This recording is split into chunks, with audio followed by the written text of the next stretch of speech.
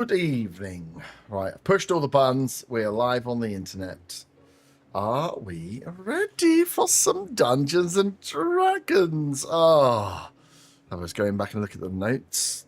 I had to watch myself as I sat with bated breath, awaiting some sharing of information that didn't happen. I had to sit on my hands and hope that today it happens, or I'm going to kill everybody.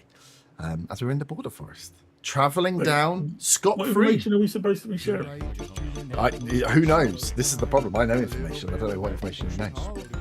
Have you done? 67 plus 4. 67 plus 4. Oh, get to 69. So, we are on the Border Forest Trail. You managed to make it through Redvant without much issue. Found a watcher named Shadow, who is running or looking after the Watcher's branch in Redvant. That the Redvant arm have also the tieflings of Redvant have moved north of the city, you believe, as the Talons are owning and running Redvant, or at least patrolling Redvant. You had seen a patrol itself as the priests came out and had started their work within Redvant, so you can see the impact of what maybe a city that has Talon occupation looks like, and had seen it for the first time. But knowing that you had just killed a load of Talons at the border control on the tugboat ride that you'd taken down, you quickly decided to get through before any alarm was raised, which was a good thing to do. As the alarm was raised, but after you would have passed through into the border forest. You split off into individual teams, groups with different stories, passed by the border control, gave them very plausible stories, and paid your fare and headed southbound. The border forest trail has been carved out of the border forest that runs from Redvant down to Newmonger, which would be all of your destination. Peril, on going through with Merrin, did also, after mentioning he was going to go to Eden, give his surname, his family name, to the border patrol guards, and they marked that on their paperwork as Eden, or the part of the city that sits in the material plane is kind of captured between these 2 points. So the Talons clearly keep note of elves moving to and from Eden, from the north and south. But you passed by only one other set of people you saw on the trail beforehand, which would have been a small merchant caravan, just 2 people, a wagon and a horse, which you would have passed in that first day of traveling as you got to the first night, where you were sat and would have had your first time to camp. The movement through the border forest pass will take you 4 days, unless you want to try and push the horses to the limit, so you will have rest along the way. On day 2, which is about the end of day 2, the halfway point, you will pass by Eden, or the entryway into Eden. You won't actually be able to go into the city, but if you wanted to, you could make a pass towards Eden, but that'd be the end of the second day, before you have 2 further days travel through this forest trail to make it to Newmonger. And that is where we left at the start of the first night's rest. Having travelled the full day with the horses, having passed the carriage behind you, you would set up for camp. Get your first night under the stars. Would have enough provisions to sit down. Up to you whether you set a fire, keep patrol. We'll throw it back to you guys on who would be doing what on your first night's rest on the road. I'd like to message Brant with my sending stone, please. Yep. I sent you the message already, but... Oh, yep. It's Talents occupy Redvant, met Watcher Shadow, Peril gave Ortana's name to border control, Coven work with Talons, but now limited presence, headed to Eden, then Newmonger. Nice.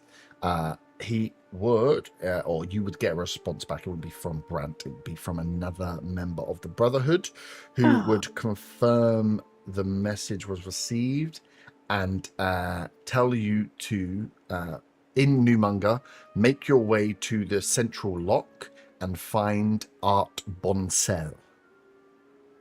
Art Bonsell. Art Bonsell. Okie dokie. Do I recognise the voice of the messenger? It's very, very, very crackly, though. It's not good enough for its perception's quite bad. Right. I'll assume it's someone that I like. Does it work better if she puts it next to her ear?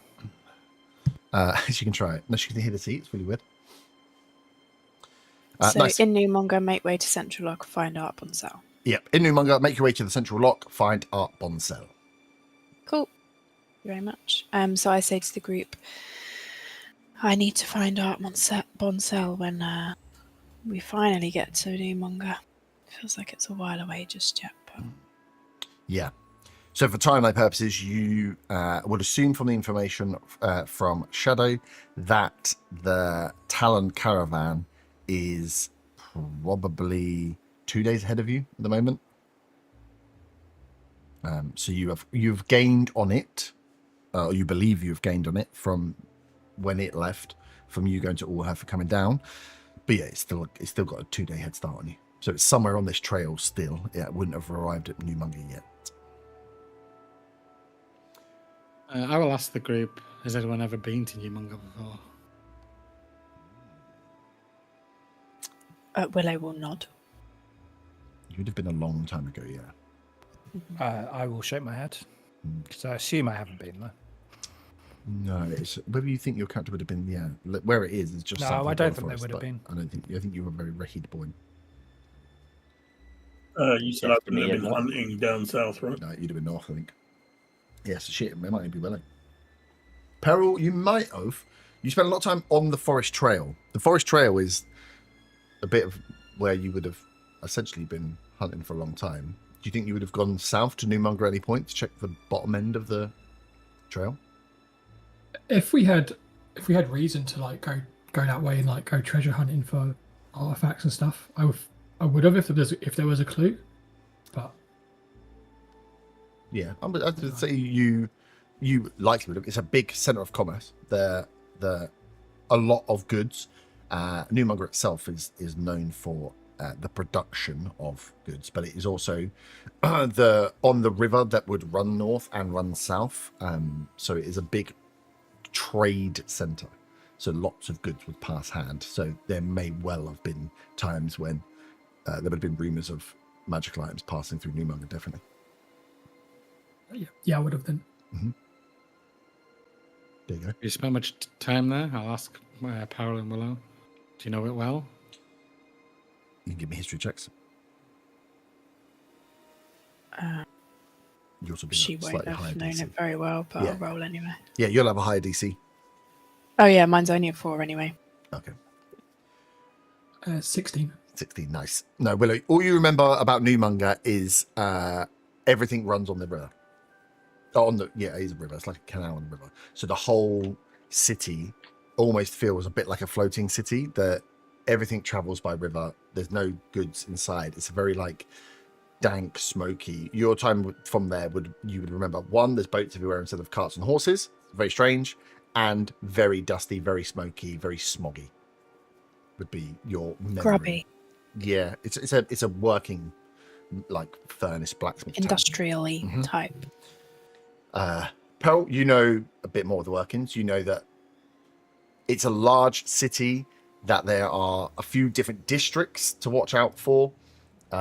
Everything and all the goods pass through the central lock, which is just a big kind of like essentially locked off central lake, like the inside of a lock. There are canal locks that keep that central lake steady, and on that is where they have loads of crafters. They have the main the Kingsguard HQ would be on that main central platform as well. So a lot of the bits to do with trade happens in the central lock. They have a big blacksmithing area, industrial like core area they call the Crucible, which is just off to the side of one of them. And then there's a few different districts. One of them's a bit more upper class, one of them's a bit more lower class, and then you get like the outskirts of the city, which is a bit, you would never have gone there because it's for the workers and for the working class. There was no need to go there. But there is Canal District, which is a little bit seedier, and then there's Gilded Anvil, I think it's called, which is the slightly more upper class district. But if you want business, Central Lock is always a good place to start. Will you tell us that, Peril? Yeah, all of it. So when he tells us that, I want to ask him. Mhm. You're from Eden, right, Peril? Or was that just Yeah. your story from the border patrol? No, I'm from Eden. So grew what up in business did you have down in Newmonger? It feels like quite a long way away from Eden. So for business in Newmonger, it was after the city was attacked, and when I joined the Silent Ashes. You're right. Yeah. And how long did you spend down there? Because it's not, well, from what I remember, it wasn't the nicest place to spend much time. I wouldn't have spent much time, like a prolonged period of time. I spent most of my time like hunting down leads or hearing whispers of magical artifacts. Is that what you do? You go and collect them? Yeah, I hunt down leads, find what I can, and I bring it back to the Silent Ashes. And what do they do with all of those? Why would you be collecting so many magical items? Do you steal them from people, or? I haven't had to steal any yet. Yeah, Well, so you are likely to steal from people. If I have to. Can the rest of us hear this conversation? I'd like to Yeah, think I so. shoot little Zilna a look just between us as they're Yeah. openly discussing collecting magical items. Hearing this conversation, I want to make sure that my bag is closed and my gold is secure. Can all of you but Peril give me a history check on what you know of the Silent Ashes? You'd all have slightly different DCs based on knowledge. Wasted 26. Ah, nice. Mum's only 7, so that's why she's so curious, because she knows nothing. Has mine rolled for anyone else? Because I can't see it.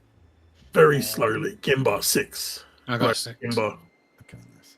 You had So 11. mine- Mine hasn't rolled, Yours was 14 on my I'm screen. going to refresh. but I've got a Indeed, plus beyond. 7. So add the 7, I guess. Did you roll the actual Oh, check? well, Did you roll the actual number? Oh, did I only roll it to Herb, maybe? No. Oh, I don't look at it.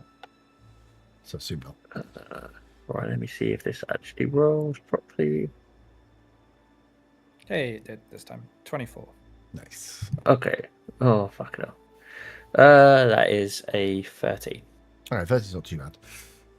The Gimbar and Willow, you know of the Silent Ashes, but you know of them as druids, mainly. There's would have been some rumor that they are the ones that are seen in towns more than the other druids who all hid. As far like you guys are aware, the druids, after what happened 10 years ago, all went to the forest and hid away. A lot of, especially from you, Willow, a lot of the story of the druids leaving was that they let the people down, and when the Commonwealth and when All Earth needed the druids' protection, the druids all left the city. The city then got attacked. So for a lot of people, they see the druids as the reason that the druids abandoned them in their time of need, and the druids have just stayed away ever since. Obviously, the Mercantile now own their old HQ. The Merin and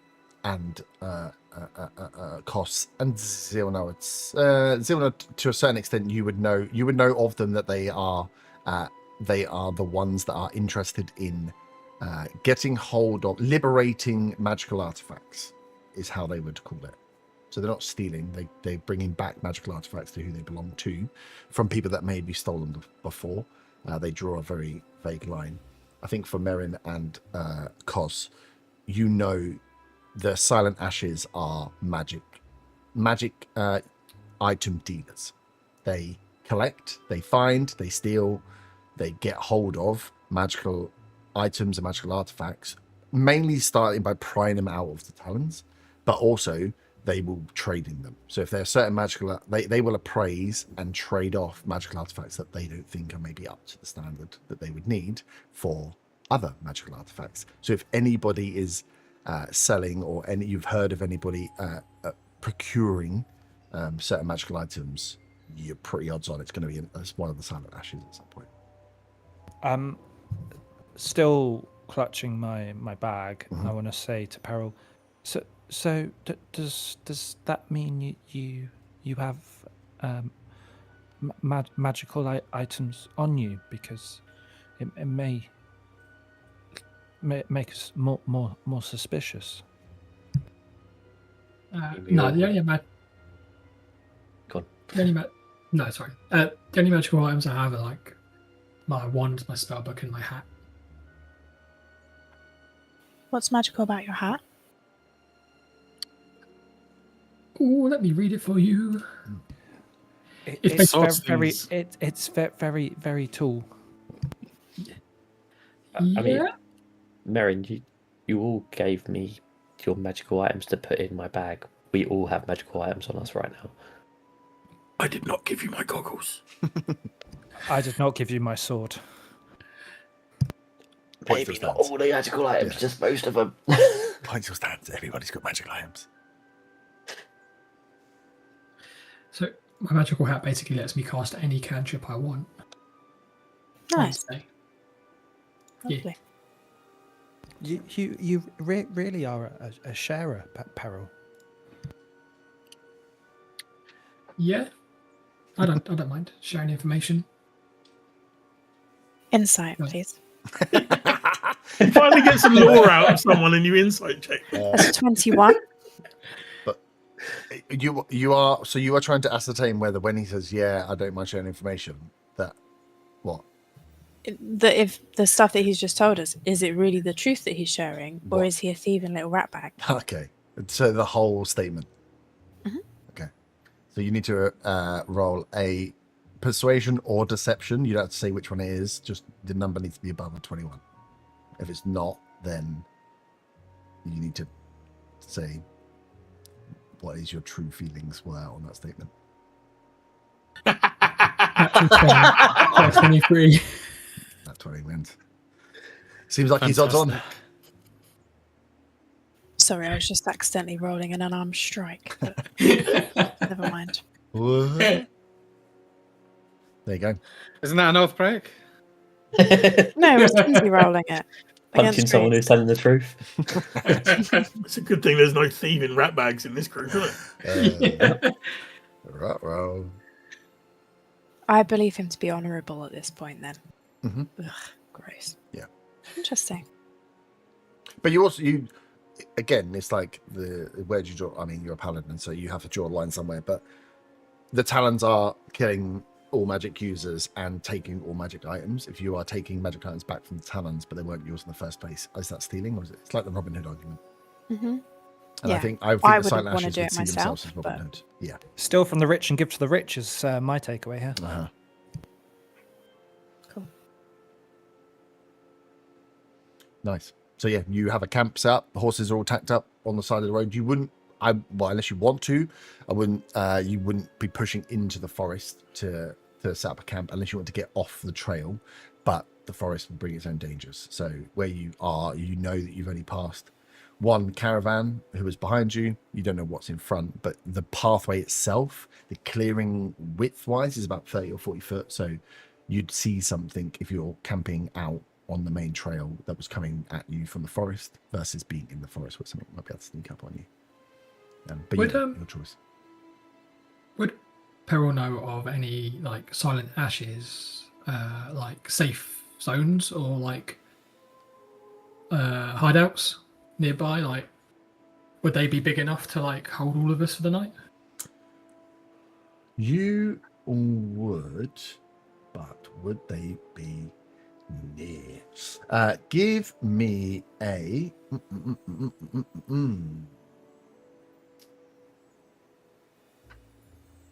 Where's my map gone? Give me a. Do we want to make this luck or skill based? Let's go skill based. Give me a survival check with advantage. Just roll it twice, yeah. Highest number. First one's a 20, dirty, and the other one is 17. Nice. You know, along the trail towards the north side, there are not many encampments. The ones you know of are more to the south. So along the Eden route by about halfway, or in the second half, you know there are a few that aren't far from the trade route. But in the north, you never stayed in this area enough to know where ones would be close to you for this night at least. But further south, you definitely know where there are some that are closer to the border forest. Your patrol route would have taken you kind of Newmonger and across from Eden up to where the Dawn Order were. So kind of like a diagonal rather than closer towards Redvant because it was dangerous. Okay. I would really like to the group saying that So yeah, later on. first night will be, later on in the nights to come, we'll be able to camp somewhere safe. Would be a detour into the forest. You know that would be like a slight detour into the forest, but there would be encampments there for you to stay. How do you know safe places, Peril? As part of the Silent Ashes, we have like encampments in the forest. I don't mean to tell you how to, do you, but should you be telling strangers where they are? I mean, we've known each other what 2 weeks, if that. True, but we've dealt with so much in these 2 weeks. I feel like, and we're all on the same mission. If we don't, it's only going to be a hindrance. If we're all tired and exhausted. I think I speak for all of us when I say I appreciate we appreciate your trust, and I give him a warm smile. I tip my hat. I would like to ask Kos what his deal is, why he's on his own and not with his people and their mission in the land. Cos is now laying back. I assume he's chilling, right? Mm-hmm. Yeah, he ran a campfire. Cos is now laying back, practically with his eyes closed, and he'll just wave the slip from the border crossing at Gimba.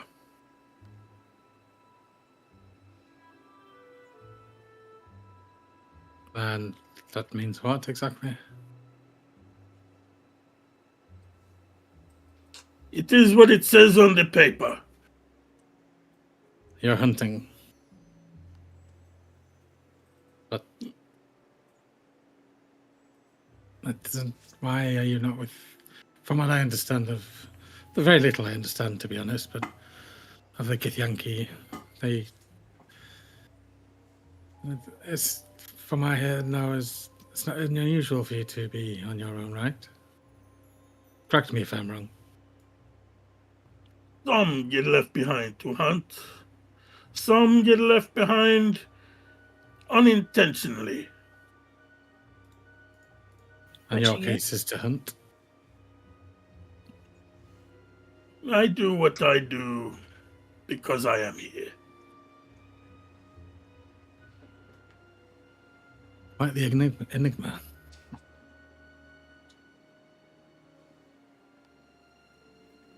Yes, that's because it's a little dump. I beg kill him. I'll back. Your wishes make a man. Roll friendship. Nice. You are on that set up on the side of the trail. It is outside. There is always dangers. What would your plan be for rest periods and watch during the evening? I will have my humongous servant up patrolling where we're camping continuously throughout the night. How far was the Silent Ashes camp? Days. Okay. Yeah. In the north, he didn't have. There's none in the north. Well, that Peril knows of in the north, or the north part of the route. But once you get halfway through, alongside Eden, there are places you could dot off. But you will be losing time to dot into the forest to come back out. Mm-hmm. Okay. Homunculus, I'm assuming has dark vision. Yes, it has. Let's go look at it quickly. Yeah, dark vision for 60 foot. So Zilnar sets the homunculus up. Are we all, as we go to rest, everybody comfortable that a metal machine is going to be your lookout for the evening? I can do half of it. I need to rest though, otherwise, because I'm already exhausted. That's So right. I You need can to- use it. It's just whether this Azilna tinkers away, and then this little homunculus starts moving around. This little automaton. It might be the first time that you would be putting the trust of a watch guard in a machine. Let us see if the tiny metal thing is any good. If not to be harsh, but I mean your pistol hasn't served you quite so well. Are you sure this will work as you intend? I mean, if I can't guarantee it'll work as I intend, but it has got capabilities. Such as? It can alert me if it notices anything. I mean, it's no different than one of us being awake and on the lookout. That's interesting. How do you get involved with the mercantile? It doesn't. Mercantile's about contracts and money, and you seem too creative to be part of the mercantile. You see, yeah, I mean, everyone sees that side of the mercantile. There's a whole different side to it. Really? Which is? Other people just like me, just making stuff, helping people out. For what? Are you Well, oathbound? a lot of them. Oathbound? No. What do you do it for then? I get paid good money for this. Ah, I put my well, there's the skills to good use. There's the mercantile tagline I know. What sort of people want what sort of items from you, though? Because you've made a beautiful dog, which I'm sure will become sentient at some point in our journey. You've made traps. You've made this floating machine thing. There's a wide array of things that you've made in such a short time. Who could possibly be buying things like this? Well, these aren't the normal off-the-shelf sort of stuff you usually craft. This is more personal sort of stuff. I make a lot of like help with smithing and just general crafting. You know, we make a lot of the weapons that the Mercantile use ourselves. Okay. I don't like how you've answered that because I was going to insight you, but I don't feel like that was a lie.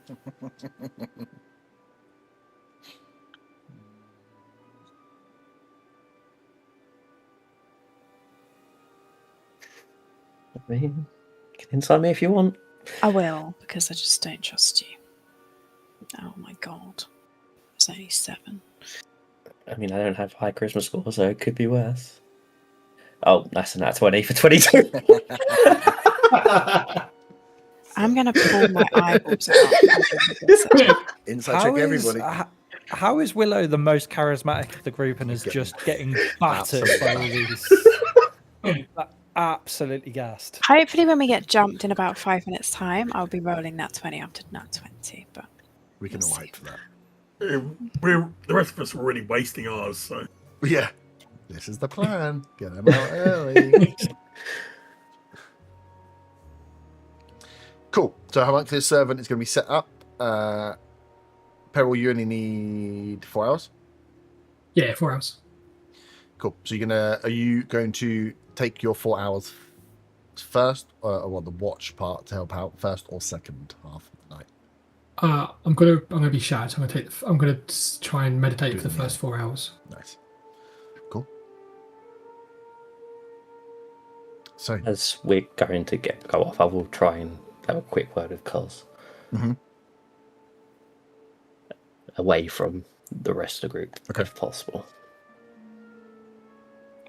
yeah, just go into the forest. There's nothing in the forest. Nothing can get you in the forest.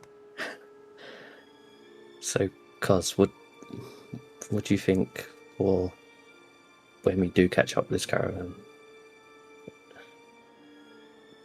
do you think everyone will go along with what we want to do? I will distract the pointy hat one. You will put the things in the bag. Seems simple enough. Whether that will actually be the case. What about everyone else? They do not care about the trinkets. They care about where they are going.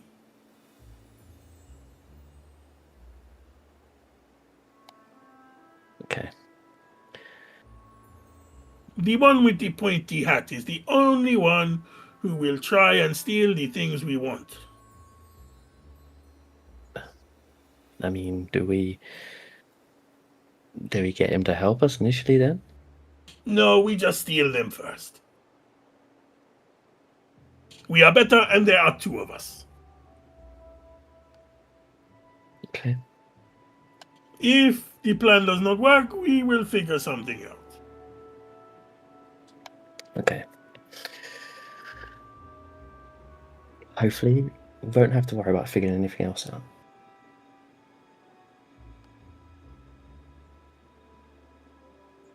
Just watch the pointy hat one. What do you think about going to his camp as well? Do you think, I mean... We he may said- learn more about his group. And where they store all these trinkets that they keep. Who knows? That could be useful information. We will get paid very nicely if we get that details. Mm-hmm. I like what I'm hearing. It's not suspicious at all, the two of us whispering to each other at a distance. Everyone's suspicious of everyone. I'm just assuming they're discussing EastEnders. Uh-huh. Yeah. Well known, That's exactly what it is, yeah. well-known part of. No, actually, how? So obviously we can see they're whispering to each other. How visible is it? You can see you can see they're next to each other as they get set up for the evening camp. So yeah, you can see that they're chatting. You'll be able to hear what they were saying unless you were going to try and. Okay, they're sneak chatting while getting ready for the camp. No, I'm not going to be Yeah. suspicious of that. It's just they have pulled themselves together as the homunculus is being tuned for the night. I will turn back around and say loudly towards the rest of the group, can this mechanical thing, will it warn everybody? Or just you? Just me. So I will have to wake the rest of you. That is unfortunate. But it will do. I say if anyone wants to, if they don't trust it, wants to stay up as well, you're welcome to. No, I will say. Because why would I doubt you, Gnome? It sounds very much like you doubt the gnome. Yeah, the tone is well off. Nice. So happy with the plan. The homunculus taking the first 4 hours and the second 4 hours, and then Peril, once you're done with your rest, you'll be up for the back part. It's you would have been traveling for the whole day, and the horses would have needed rest. So essentially, you could bed down not long after it gets dark. So you're up just before the sun starts to come up to make the most of the nighttime period and get on the road as early as possible the next day. As you all are settled down, can you give me a perception check for the homunculus, please, for the first 4 hours? Yes. So This way we realise it's very imperceptive. I think it's just a straight roll, right? it gets at the spells level to any ability check or saving throw. So yeah, so it'll get a +2 to its throw.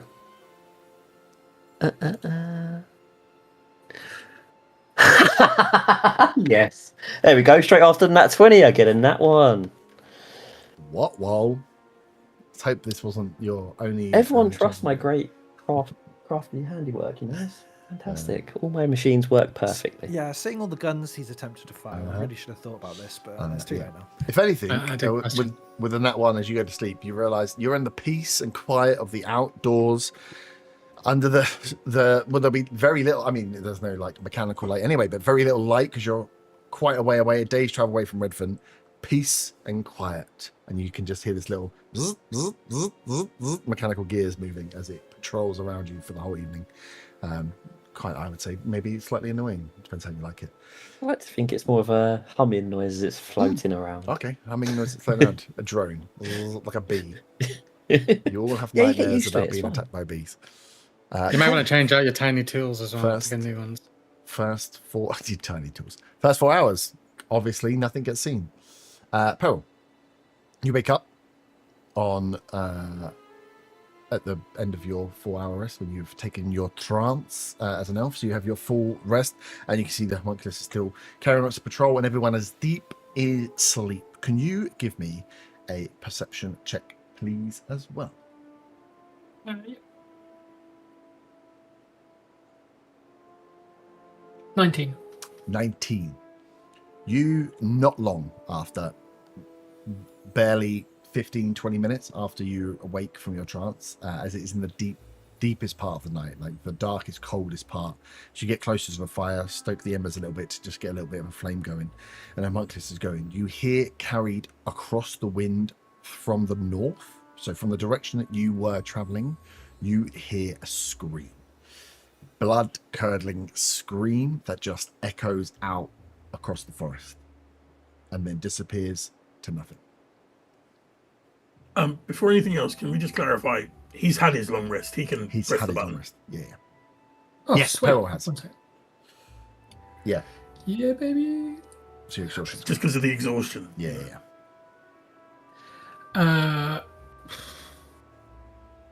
Yeah, just and Cool. it chills like it again. Peace, quiet, nothingness, the sound of the winds blowing in trees. You're very used to this environment because you would have stayed in the Silent Ashes camps, which are mainly in the forest. So very used to being comfortable in this, even when what might be for more city goers a little spooky. For you, this is comfort. This is a nice, safe place. It's quiet. It's cold. No one's asking questions. You can just warm up, and then you just hear this scream that comes at you from the way you've been traveling, so from the Redvant direction down, and just echoes through the forest, lingers for a second, and then it just disappears. Nothing else. One single scream, and I'm guessing I wouldn't have heard this before. This would have been like you. out I camping mean, before. you may be. Oh yeah. This is like. This sounds like someone's just been. This sounds like someone's in a lot of pain, or someone's just died. With that, I'll like It was. Give me Like- with 19. Give me a investigation check. investigation. Ooh. 20. 20. Nice. You're awake enough to. It is loud, but it's travelled a long distance to get to you. You don't think like this. This wasn't a scream that was 60, 120 foot away. This is a scream that's come from a distance, but just because where you are in the channel of the trees, that this scream has like shot, the sound has just traveled perfectly down this this pathway and hit you, but it sounds well off in the distance. It's not close, but it definitely sounded like someone was just murdered.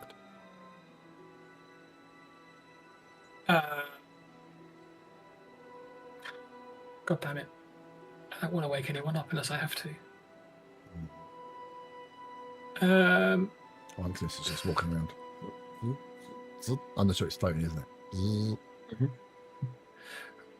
If I was to tell the homunculus to go in the direction of the scream, would it do it? Or is it like set to the area? Would it only be Filmer? It So, doesn't. who could do it? Yeah. Well, you could try. The only language he understands doesn't is have languages. telepathy, which is me.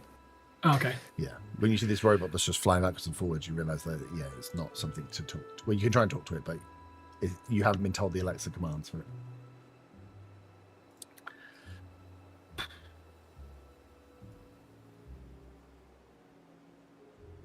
Mm,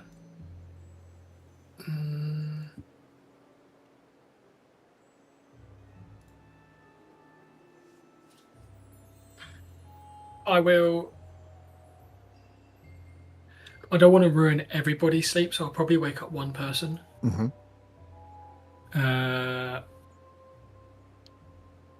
And I will probably wake up.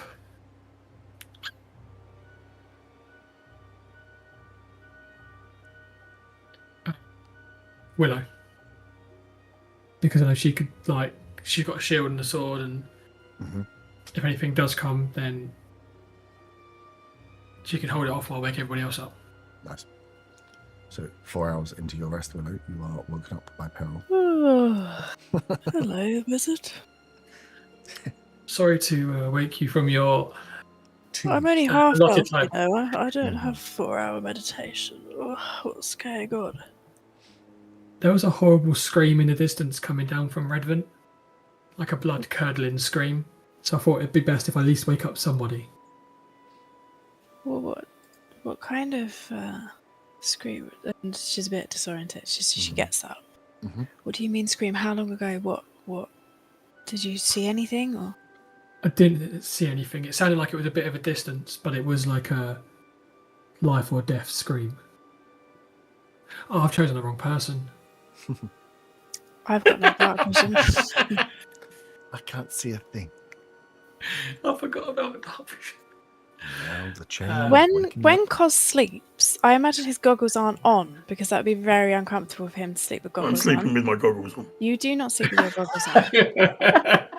You can also wake him up as well. Do you know again, what? goggles. I would Still like to goggles. try a sleight of hand, take his goggles, and if I wake him up, I wake him up. Perfect. Sleight of hand off my face. Why have you got them on your face, you weirdo? Because it was dark when I fell asleep. Can I work? Can we work on the basis here? That's going to be a harder roll because his ears are so massive.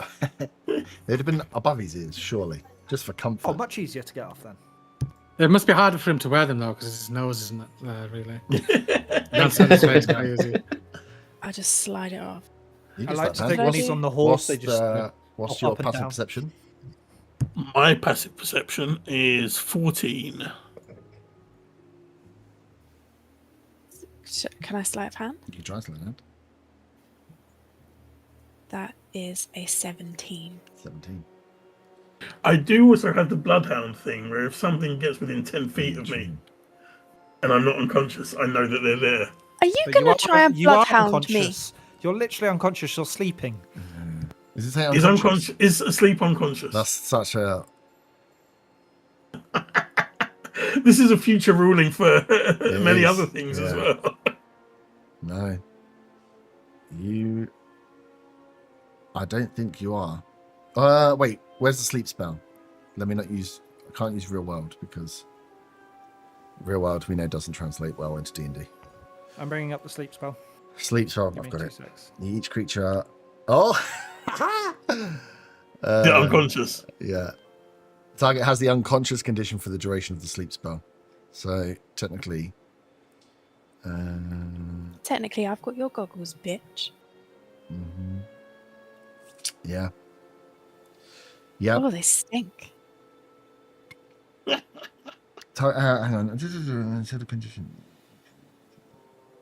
Target damage or summon within 5. Ah, no, okay. Oh, well, I don't know. The spell ends on the target if the target takes damage or someone within 5 feet takes an action to shake it out spell's effect. I'm Oh, not no, trying no, to your wake him up, spell, I'll your sleight thing of says hand unconscious. Yours one actually said unconscious. So, yeah, I think you would be unconscious whilst you're sleeping. Okay, it's fine. I was wondering if that would break it, but yours literally says unconscious. Yeah, we use D&D rules. Can I just get another ruling? Is stealing an oath break? Oh, it depends if you do a I'm not fineness of stealing with stealing or malice. Yeah, I would argue her intention's not to steal here. Yeah. Not that I'm putting words into your mouth. It's borrowing to yeah, deal borrowing with to look after you. So instead of waking everybody up So- and ruining everyone's long rest, she needs to use a tool to. To be fair, yeah, if I wasn't unconscious, yeah, I would just pretend I was still asleep and she took them. yeah. That's fine. Also, can we all just make a ruling to stop trying to break my oath when I'm trying to save your lives? But maybe we How should make a about that? ruling that you don't. I'm insult trying to get you out of the everybody. binds of your oath, Akins, I to don't make you free. want to be out of my Going binds. to I be want to difficult. put these goggles on and save all your bastard lives. The goggles don't require attunement, so you can Nice, just slip them on. sweet. So yeah, you wiggle the goggles off, Cos. Imagine if she had to wait an hour to go investigate. I'll just go back to sleep and let you all perish. Cool. So you got the goggles on. I'm so glad you woke me up. You have 60-foot dark vision. Excellent. I'll pop the goggles on so Yep. that I can look down towards the Redvant area. Okay, give me a perception check.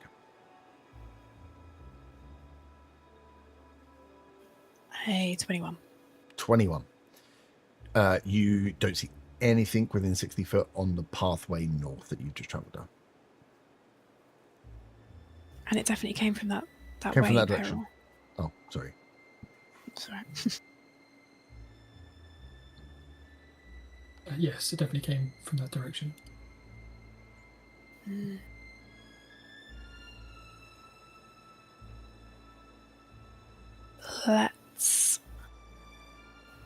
Let's just keep an eye out. I don't want to wake everyone. We've got a long way ahead of us, so let's just keep watch together. And I guess have we got a fire on? The fire would have gone down, would have died during the night, definitely, but the embers are still there, so it's up to you if you want to stoke the fire back up again or not. If you do, it will give you, all of you without dark vision, the ability to see where around, with like whatever it is, 40 foot around yourselves. It was more so that we were being a little bit more stealthy. Well, that's what I mean. Or you put it out Yeah. completely to try and hide with If I put it out completely, these lot aren't going to freeze to death or anything, are they? That would break my oath. Maybe. Zilna dies in the night. I'm so covered.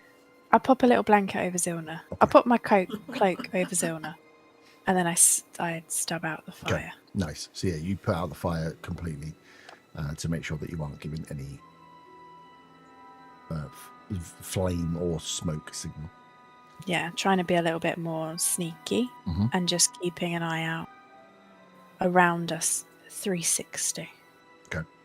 Is she going to stay up with Peril for the rest of the night? Yeah, I'll just have to roll for exhaustion, right? When you stay up for, you stay up for 24 hours, you'll do, yeah. Okay. So yeah, you can stay up. While she's struggling to stay awake, Mhm. Cos is snoring. Through it. No Is that an nose. action or is that a bonus action? No, that's just that's how breathing happens. It's just flavour. Okay. Can you both give me perception checks for keeping? Do it with either do with advantage if one of you's got much better perception, or you can both do it. Up to you. What's your perception? Mine's +3. +4. You can do it with advantage if you like them. Can I guidance it? As in I'm... Yeah, so I'll cast guidance on you so you can add a D4. Cool. Natural 20 for 24. Nice. You keep guard for the next 4 hours, keeping a check on 360 check, right? In front of you, behind you, what might be moving around. You get some movement pings from, but must be from like smaller creatures from inside the forest, so to like the west, deeper in the forest. And Peril, you'd have heard this before, so you are attuned into what is general forest noise and what might not be. You don't see any movement, but I will say right towards the end of the watch, as people are starting to wake up just before, it would still be dark when everyone starts to awake, but just before the sun starts to peek in, you don't see something, but you smell something on the air. You smell a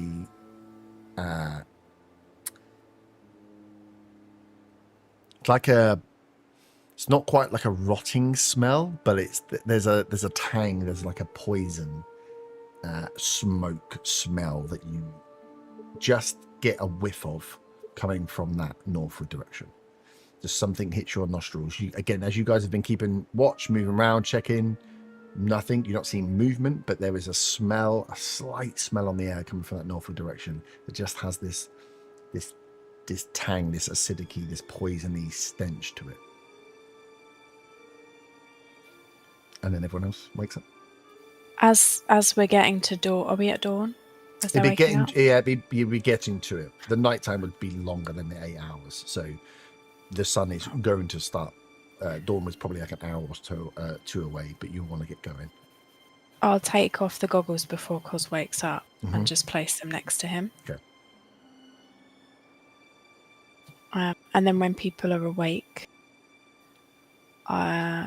we can let them know. I've been up with Peril last night. Your robot didn't seem to spot it necessarily, but Peril, tell them what you heard and smell. Last night, when not long after I got out my meditation, there was like a gut-wrenching scream, like the sound of somebody being killed or attacked. It was quite. There was not much else after that until this morning, when I could smell like an acidic, rotten, like poison smell in the air.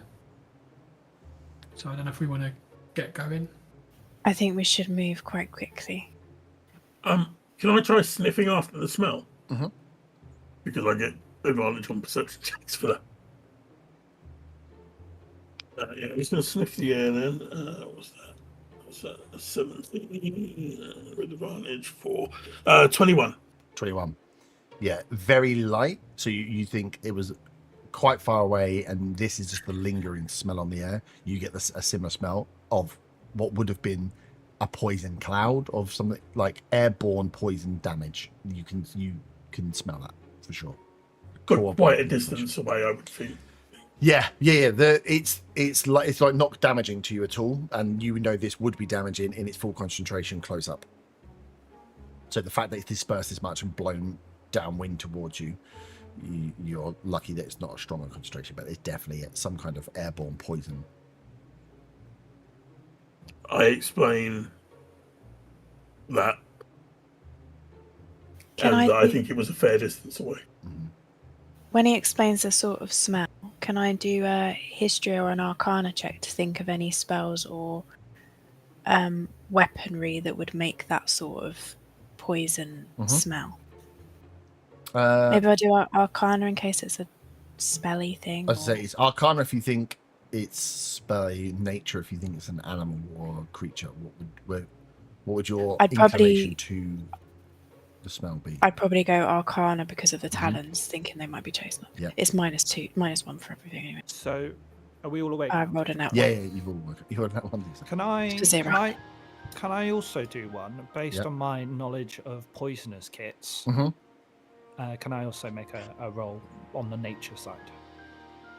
Roll better than a 1 -1. Well, I have a +10, Okay, so we're hoping for the best. It's only an 8, so that's an 18. 18. On nature, Yes. there, you don't know on a nature, if there is a lingering smell of poison on the air, that fine. It could be plant-based, it could be natural-based, but that would have involved somebody triggering a venomous plant to give off a spore cloud. So if it is from nature, it's much closer than where the screen came from, but it's definitely possible. But it also means someone must have aggravated a plant, because a poisonous cloud into the air given off by a plant would have to be from contact, and for it to be in the air for where you are, it would have to be quite close. You're talking within like 100 feet. Someone would have had to trigger this plant for it to carry in the air and you guys to pick it up.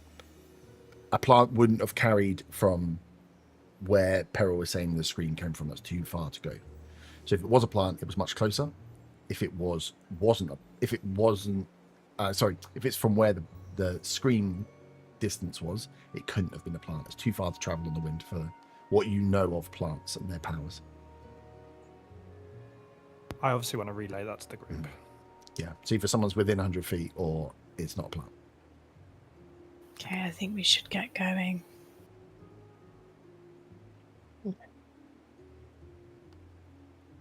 Saddling up. Mm-hmm. Nice. I'll quickly, as at the end of the long rest, Mhm. use my magic item replication thing. I've still got the wand that Peril has. Yep. And I will create the manifold tool again. I'll just have on me. Cool.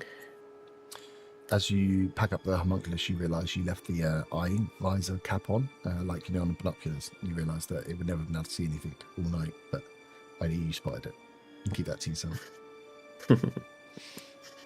As you all saddle up on your horses, they've been fed. You got provisions from the stable when you took them off, so they are fed and ready to ride as you carry on south Eden bound for the day. Can you? Is the Yep. path we're travelling on made of stone or anything? No.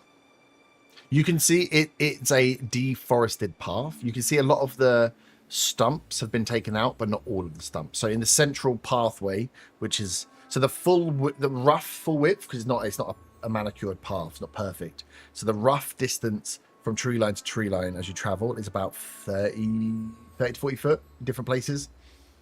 The central 20 foot is where they've definitely removed stumps as well. But you can see where this has just been axe chopped down all the way through, and then in the central pathway they've taken out, and what it looks like they've done is just wood chip. So some of the wood and some of the stumps that have been chipped up, that is what you're walking on. It's like a mudded path that has been wood chipped on top of to create a bridleway essentially, but it's not a manicured path. Do I need to roll for exhaustion? Yes. What do I roll? Constitution 7 throw. 12. 12 is enough. It's only a 10. I think it goes Oh. up by 2 every day that you carry on from there. Okay, cool. So yeah, so you don't accept. If you don't sleep the next night, then it gets much harder. Mm-hmm. But yeah, so you are a little tired, but you stave off. One night staying up isn't so bad, and you got half a night's rest. Cool. So you guys carry on southward bound. You are heading towards Eden. You are halfway, or making your way towards the halfway point down the bridle path. But you have a day's worth of riding in front of you. Can you all give me D6 rolls, please? 4. 1. Oh my god, 1. 4 for me. Also a 1 for me. 2 for me.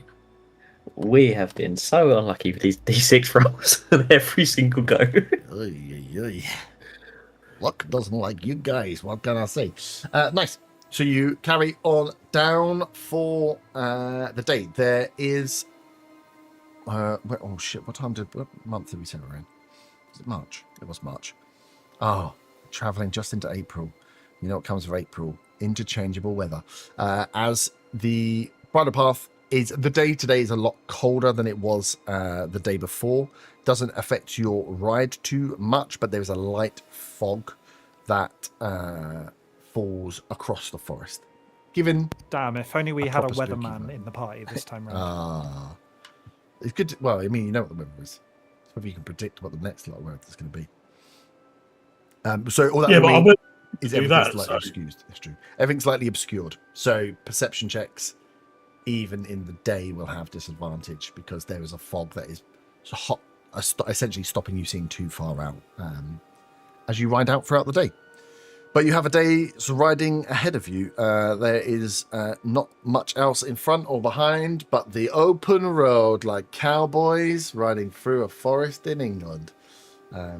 You head southbound. So the day is yours. Is there anything you guys would like to do or attempt on your travels for the day? It is just a day of travel. The only thing I'd be looking out for would be plants or herbs or whatever. I thought you said pants for a second. I was like, what? I'm not going to be doing that this time. Mhm. Just given what I've been told from the night, I want to keep an eye out for any smells that are similar to the one we had, the Ooh. poisony smell. Nice. Give me a perception check. With smells, though, you can do it as standard because the fog wouldn't stop the smell. It's only a 12. 12. Okay. Give me a nature check, Gimba. It's a nat 1 for a massive 4. Ooh, hey, and that's a good today. No, that one. No, He gets lost in the fog. Yeah. Hmm. Get left behind. The horse runs off. You find a really good, nice-looking flower. The horse tramples on it. Ah, shit. Cool. So you guys travel on down. A nice day of riding ahead. You can stop.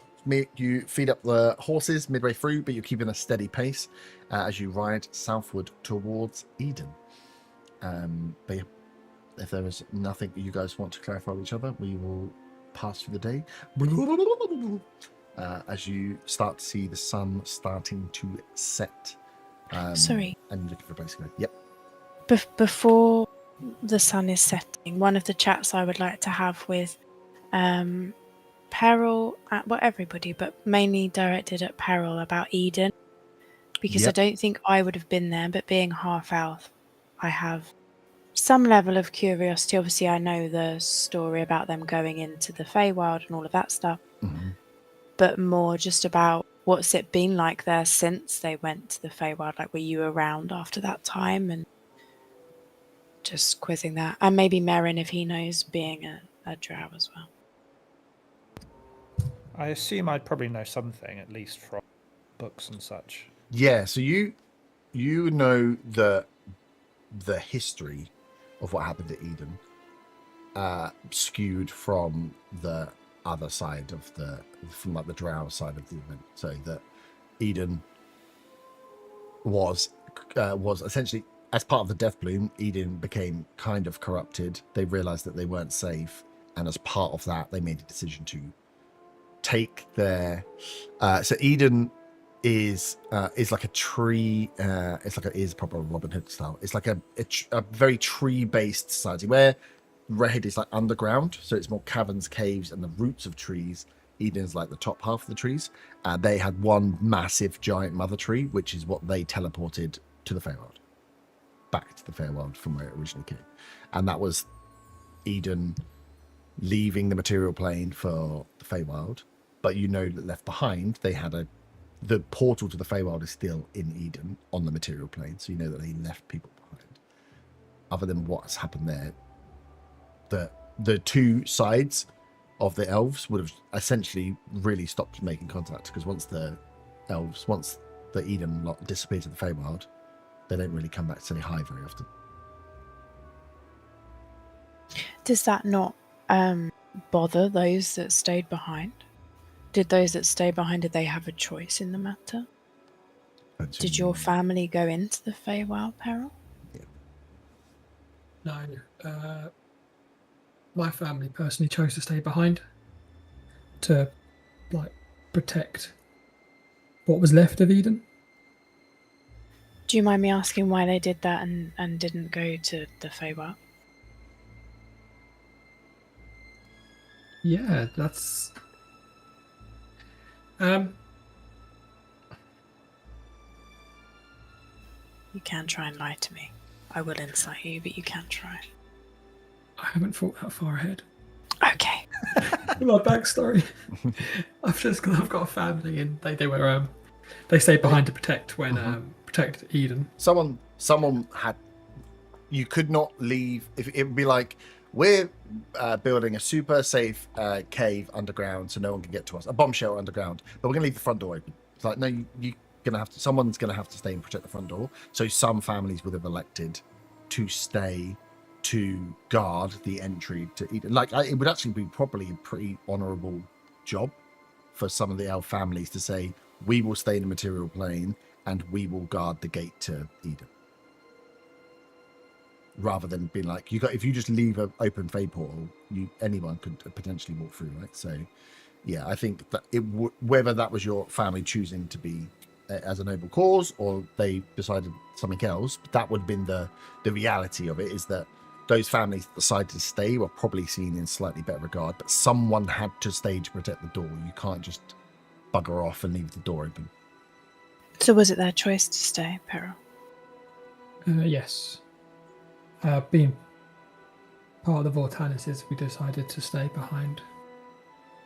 That name, what you say about being the Vortanises, what do you mean by that? Are your family quite prestigious? I would say kind of. Maybe not my family, like my immediate family, but maybe my ancestors or whoever, because they started the magic school back whenever that was. Oh, in Allhurst? Yes. Yeah. Yes. Yeah. Wow. Amazing. Can I do a history check, please? Mhm. Only a 12. I was just doing it to see what do I know of the Vatanus Institute as Willow. There was a mage school that, again, Yeah. as part of From the what- time of the Deathbloom stuff. I know that much. Yes. And you know that the mages were, in the main, the mages were corrupted as part of what happened. And then the mage school never reopened. Right. That's the part I wanted to check about whether Yeah. it opened or not. It was always there. It was like derelict for a while, and it's probably been knocked down and turned into other things wherever else it is. But yeah, after the mages were, I don't know if we ever actually got into it, but yeah, the mages were the magical users that were left inside the city, and They were used by they the were used people, by the the mind players, yeah. So the mages were corrupted, and that again, there was a lot of skepticism of magic and magic users after who were like, "We're here to protect you," and then when bad shit really happens, oops, one lot bugger off and the other lot get turned. Mm-hmm. I wonder then if they are your ancestors or your family name, if they've taken that down. Obviously, it's just something to bear in mind maybe as we pass through other areas to maybe give a different name. Just if it is something that rings a bell with others as it did with me. Yeah, maybe you're right on that one. Maybe I didn't think of it from that direction. But from my elf side, I thank you for your family's sacrifice in staying at Eden to protect the door, the portalway. Yeah, it's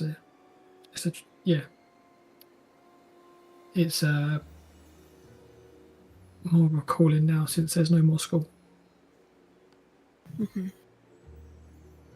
Do they protect it with magic? The portal? I would assume so. I would assume Yeah. that we did whatever we could to protect the door. Yeah. They are skilled, like archers, rangers, as well, and they're pretty good armed forces as well. So they're not slack with a sword or with a bow, but they would have also used some of their innate fey magic here. Okay, and now me not being nosy, but more for the fact that we're going there right now. You'll be passing alongside it, so it'd be like you get to a T-junction at the end of today, and there is a road that goes through Eden, or the road carries on south. You wouldn't see it as you pass by. It's not. Yeah. It wasn't on the road. It wasn't like, oops, they're building a motorway through Eden and they're going to knock it down the houses. It's just closer at the halfway point than anywhere else. Not close enough for if they were to have, not necessarily talents because they're a separate entity, but like Eden patrols or looking from the walls of Eden out, that sort of thing. We're far away enough that we wouldn't see it. From the city itself, yes. If they had patrols out in the forest, maybe. But from the actual city walls. Yeah. Okay, fine. Thank you. It'd be fine for you. I'll stop interrogating.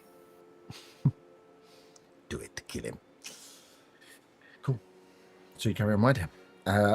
You will start to see the sun starting to set as you are getting close to that midway point. Fog has been there for most of the day and had no chance to really clear as it gets into night. You perceive there to be a cold night to come as you start looking for a place to camp. Where would you like to be looking to camp? On the road? Into the forest? What's the plan for the evening? Same as before? Same? Assume we haven't got south enough for these possible camps. No, yet. it's past. It's like on the second leg. Okay. Is there any kind of probably not, but is there any signs on the road of the kind of caravan coming this way? Like any signs that we're getting closer? Ooh, give me a investigation or survival check. We'll go for an investigation. It's a 13. 13. Those caravans would have been pretty heavy. You can see the track marks of a caravan, of wagons and horses, because this is wood chip. And where it would have been slightly wetter today as well, you can see that there is, and they are being pulled in like they're deep tracks because each caravan is being pulled in the same line, so they're making like a single deep groove from the wagons that put in, so you can see the tracks now. But with a 13, you can't ascertain whether you're gaining or losing on them, but at least you know that the caravan's passed this way. You can see the deep grooves now of the caravans ahead. I will pass that on, and I will do it in character. I think we're getting closer. Look, and I gesture towards the holes in the road, well, the divots, shall we say, in the roads. Nice. Good spot, Merrin. I smile warmly. Do we want to push on through, or do we want to? Then unless they drop things off, they're not going to get any quicker. So, and if they drop things off, it means we know where the goods are going. So, no rush is my vote. They'll also need to rest in the caravans. I'm sure they have horses, so Yeah, it's a good point though. If you want to make, they have they are horse-drawn carriages, and they are big, heavy carriages, so they will have to rest. If you wanted to make time up, you could all elect to roll and not rest and just ride on. I did not sleep last night. But I'll go with the group. I'll just moan about it if we die. Oh, I think we should rest. Not everyone got a solid sleep last night, and will the fog light stop us from seeing even with dark vision? Yeah. Because dark vision just applies a filter on what you can see, but if there's fog, there's fog. So we can't really see anything anyway, even if we did decide to move forward. No, you can. It'll be lightly obscured, so you'll be at disadvantage. But I think technically in dim light with dark vision, it still should be a disadvantage. So you're essentially quinted. Yeah, I don't think we'll be able to see what's coming towards us that well. I think we should just see if we can see out the night, and hopefully the fog will be lifted by the morning.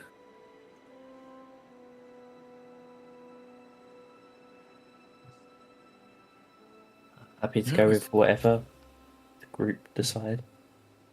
Let's get some rest. Agreed. Sleep. Hopefully your homunculus gives us a signal if things go awry. Please signal to someone else. I think someone should do the first 4 hours, and I'll do the second. With the scream that I heard last night, and then the smell in the air, I don't think it's wise we don't have anyone up. How much rest do you need, Merrin? Are you half? I am half. I need to sleep. I can't meditate. So it's only Peril that can have 4 hours. Okay, so we'll have to have half where there isn't any watch then. I miss being an elf. Oh, I saw the homunculus as well, right? Yeah. Let's do that then. Can you instruct it to hear as well, or just see? I mean, I'm guessing we don't know it didn't work. No, you have no idea whether it worked or not. Do you know it didn't work? When you realise you left the cap on, the eyepiece, you'd have realised that one. But other than that, We do know it didn't hear a massive loud scream. yeah. Well, But Peril I was didn't think already it was awake at Well, the yeah, dangerous. time. true. Peril was already Yeah, awake. because actually it would have alerted me to the scream. if it heard if it. it heard it. But it wouldn't have That's heard why it. Willow asked you, can it hear? Or can it just see? I mean, noises, I guess it could hear, because technically it's not a language, is it? And languages, I guess, is what it speaks rather than what it hears. I'm just thinking maybe you could tell it if it hears a scream to alert you as well as if it sees something. Yeah, it doesn't really mention. Obviously, it doesn't. They don't really separate out from sound. They always fuck around with sound. I suppose. Why can't I speak those things? I mean, languages it has is telepathy 1 mile with only me. But I guess if it hears noises, it won't understand the noise, but it can still alert me that there was a noise. Yeah, which means it can still be deafened and everything else. Yeah. So yeah. So I guess I can keep it to get it to I'll add to it. Keep any loud noises. Say any noise. Oh, yeah. Yeah. Well, not any noise at all, because if it hears like a rabbit running through the forest, it will alert me. I hope it's not a thunderstorm. Oh, what's that? Thunderstorm just rolling. Okay, so plan is what's I was reading. Cos will keep first watch. Yeah. To all enable you to have long rest, you just have to extend your rest period for another 4 hours. So it just means you're resting for half a day, which means you don't even need to do that. It's not even been 24 hours. The first one's fine. Somebody else can do it next time. Yeah, and you just roll for the con. Yep. Sweet. Cool. Scott's going to take first watch. You're going to set the homunculus up anyway. Yeah, I'll set up anyway. And then Peril. Because he's mainly staying up because he can't remember exactly, but he feels like someone took his goggles off his head last night. You woke up with him next to you. Oh yeah, did those goggles get put back on his head before? I don't think he picked them up because I said I put them next to him and I don't think he picked them up, so I don't think he should get them. I think he would have. Well, so we left him behind 8 hours up the road. Yeah, he has to go back and pick them up on his own. Cos disappears. Everyone has I got dies. 13 for the homunculus this time. 13 for the homunculus this time. Nice. So you all bed down for the evening. Cos is on first watch. So Cos, if you give me a perception check, please. Sight, sound, or smell? What do you want to do? Sight will be at disadvantage, to be honest, because of the fog. Let's do sound, which is pretty good. Because that first roll was 6. And that second roll was a bit better. 12 plus 4 is 16. 16. Nice. And the 13 for the homunculus. Yeah. Cool. So you settle down for the evening. Cos takes first watch. Are we keeping the campfire lit or dimming it down to try and hide your position? You said it was cold and it's foggy. I'm keeping it lit. Yeah, fortunately. Nice. That means you have whatever it is. We'll look at an extended torch. I think it's about 40 or 60 foot. You have of good vision around you before it disappears off, and you need your dark vision. But you settle down for the evening. Everyone goes to sleep. Cos. A few hours into your watch, on a 16, as you are smelling out, you don't pick up too much, but you start to smell something at the same time that you start to hear something. What languages do you use? Do you speak Draconic? I do speak Draconic. So you hear... at the same time you start to get a whiff again of this poison stench, this like acidic tang on the air. You pick up a few. No, you wouldn't really hear any sounds on the in the trees or across. You just hear the sound of voices in Draconic that are whispered but loud enough that they obviously they're whispered as they come through to you, but you can hear them, which means they're not being whispered very well, and they seem to be coming like from a Dolby 5.1 surround sound. You are getting this chant that's coming out to you, and in Draconic you hear Where is he? Where is he?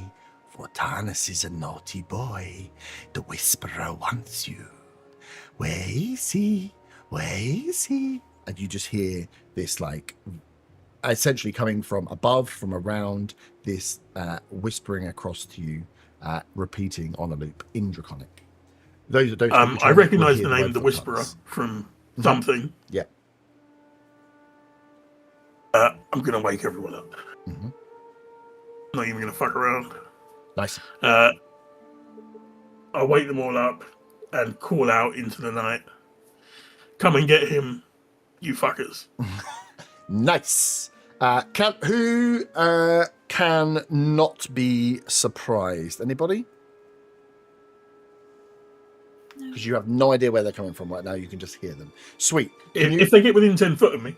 No, at the moment it's not well within 10 feet of you. So, as you all are woken up and hear around, you all pick up this sound. And it's discombobulating because it's coming from the left, it's coming from the right, and it's coming from above you, it's coming around you, echoing through the trees. Just this whisper. Those of you who don't speak Draconic, just hear the sound of almost like a snake hissing, and the whispers of the S's, and then you hear Vortanus, and then it goes back into the words. For those of you that speak Draconic, hear this weird chant. This where is he? If there is time, I will especially point to Perrin and say they're coming for you. Yep. And where did I get the name the Whisperer from? I've got Captain and the Whisperer. Mm-hmm. Salkara, Captain and Whisperer. You were told that they were the Talon leads in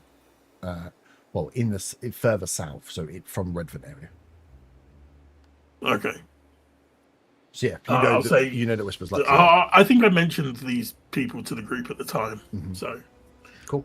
So as I'll let him know there's that. You all get woken up. You're all around the campfire as you all hear this chant going on. Some of you understand it fully. Some of you don't. You all will hear the word Vortanus.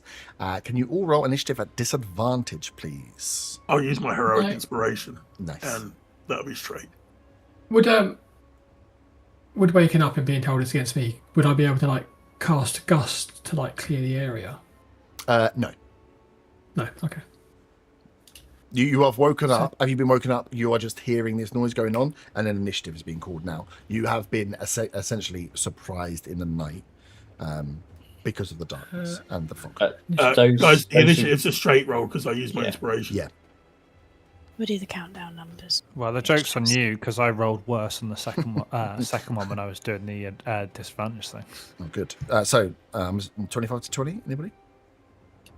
I would have because I got nat 20, but it's a disadvantage. So was that your first one? No, it was. So wait, hang on, no. But Cos, your thing gives everybody advantage. Yeah. Advantage. That's why I said it's a straight roll. Yeah, so it's a straight roll. So I did the thing on D&D Beyond where you roll the 2 dice simultaneously. So I got 20 and that's a thing. Just roll again. Yeah. I'll go with my lower dice. So that's fairer. Okay. Which would be a 17 initiative. Okay. So yeah. So if no one 25 to 20, 20 to 15. So you're 17. Sorry, I got confused by the straight roll thing. Yep. Are we just taking the first initiative dice? If you want to take the first initiative, whatever you want to take, you can take. If the straight roll would have given you, it wouldn't give you advantage. So if you want to just roll another dice to do it as a straight roll, do it that way. If you think it's fairer, if your 2 dice are pretty close, take whichever you want. If one was a 1, one was a 20, you pick a 20, then you will be judged. Yeah, no, I want the lower one, to be fair. Pick what you want. Please and continue. again, nat 20s will use that you just decide your initiative as a benefit of rolling nat 20 on initiative. So 17 we had Gimbar. Anyone else? 20 to 15? No. 15 to 10? 14. Ooh, 14. Who wants to go first? Oh, fucking all 14. Who wants to go first? My dex is 13, so. You can either decide or you can dex dex is off. probably Up to highest. you. I'll go first. Yeah. I'll go second because mine's 14. Thank goodness for that. I'll go third. I'll let you decide rather than dex off unless you want to. Okay, so we have Gimbar and then Cos, Peril, Willow. 12. Oh, God. Oh, you got 12. 12. I'll put you there. And then Merrin. 7. Oof. Good roll. Did Cost relay what they were saying to us? You would all hear it. So, If we don't understand Draconic. if you don't understand Draconic, you would. I did say I hear, pointed to what's his pointed name to and Peril. said they're after you, and it's Whisperer. And what you would hear is these S's and this whispers in a language you understand, and then you would clearly hear the word Vortanis. Vortanis is Vortanis in whichever language. So even if you don't hear what they're saying, you would hear Whisperer and you would hear Vortanis as proper nouns. So yeah, if you don't know the rest of the context, you can hear his name, and then you hear Cost point to him and say, Peril, they're coming for you. So as you all stand up, campfire in the middle, as you look around, you hear this whispering coming in. Up first will be the creatures, but we'll take a little pee break first to get all set up. So get your wee done, get your drinks in, look at your character sheets, and we'll be back in a second. Don't you hate when Willow's right about something? So what did I miss? Because I had to go get painkillers. We've taken a pee We're all break. dead. No. I've been back for like 10 minutes. No, I meant during the night. Cos was on first watch and heard Draconic whispers saying Vortanis has been. Well, we're looking for you or something like that. Okay. Yeah, basically a Talon called the Whisperer is here with his goons by the sounds of it. Yeah. He's not very good at whispering. Really You hard. heard what he was saying. Well, I think at this point he wanted us to. Oh, okay.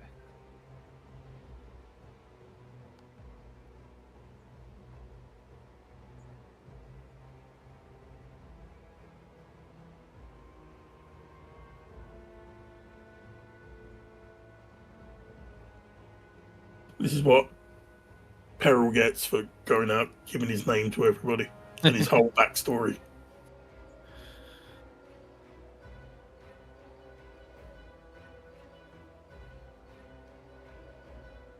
I think everyone should just shrug off their backstory whenever they're asked for it. I mean, he's also given us the secret locations of his group's hideouts and stuff. Oh yeah, and told us that they're all out there stealing magical items. And it's almost like this is part of the reason why I'm not sharing backstory. I do it on my terms. I shared my backstory when Bern asked.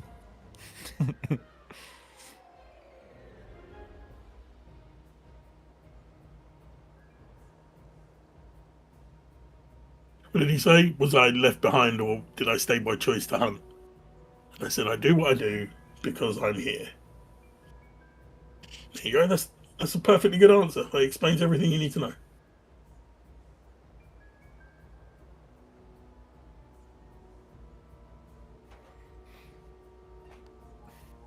Oh, has anyone seen that own goal for Porto? That's football? Europa League. No, I'll watch it now. It's a shocker.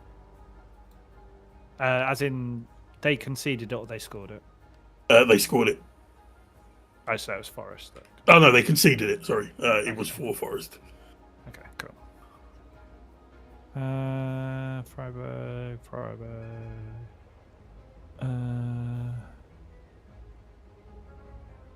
Palace.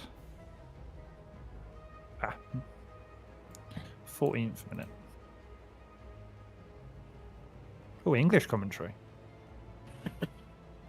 Not that I'm watching this. I'm just reading the text highlights. Where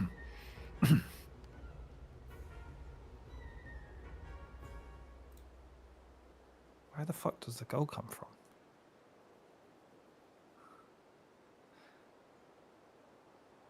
Nah. It's awful. That's like something that would happen to me on Footy. That has happened to me on Footy Manager. When I went to see Charlton in the playoff final at Wembley a few years ago now, that was how we conceded the first goal of the game before beating Sunderland. Is that the Porto manager that looks like a Wish version of De Zerbi? Yeah, pretty much. It's Yes, definitely Weaver, you were very revealing with your backstory. Yeah, always done. He doesn't know. My ice is going to be cutting off your stupid head. Whoa! My ice break. Shots fired. I don't know who you're talking to. It could be any of us. Yeah. Also very true. But yeah, that Porto goal, Jesus. Or I say, Forest goal. Did you go to the Mendonca playoff final? How far does No, I was too young for that go? one. I last the weekend, I mentioned it before, completely forgot that a young, it's not Roy, who is it? Mark Hughes was the manager of Carlisle. How was that trip? The footy was wank, as would be expected, and the food was lovely, and that's about it really. Proper That's football. important, It's yeah. not shit football. It's proper football, mate. None of this Arsenal pass between the centre backs 500 times bullshit. Lads, there was about 3 shots on target the entire game, and 2 of those were disallowed goals because they were offside.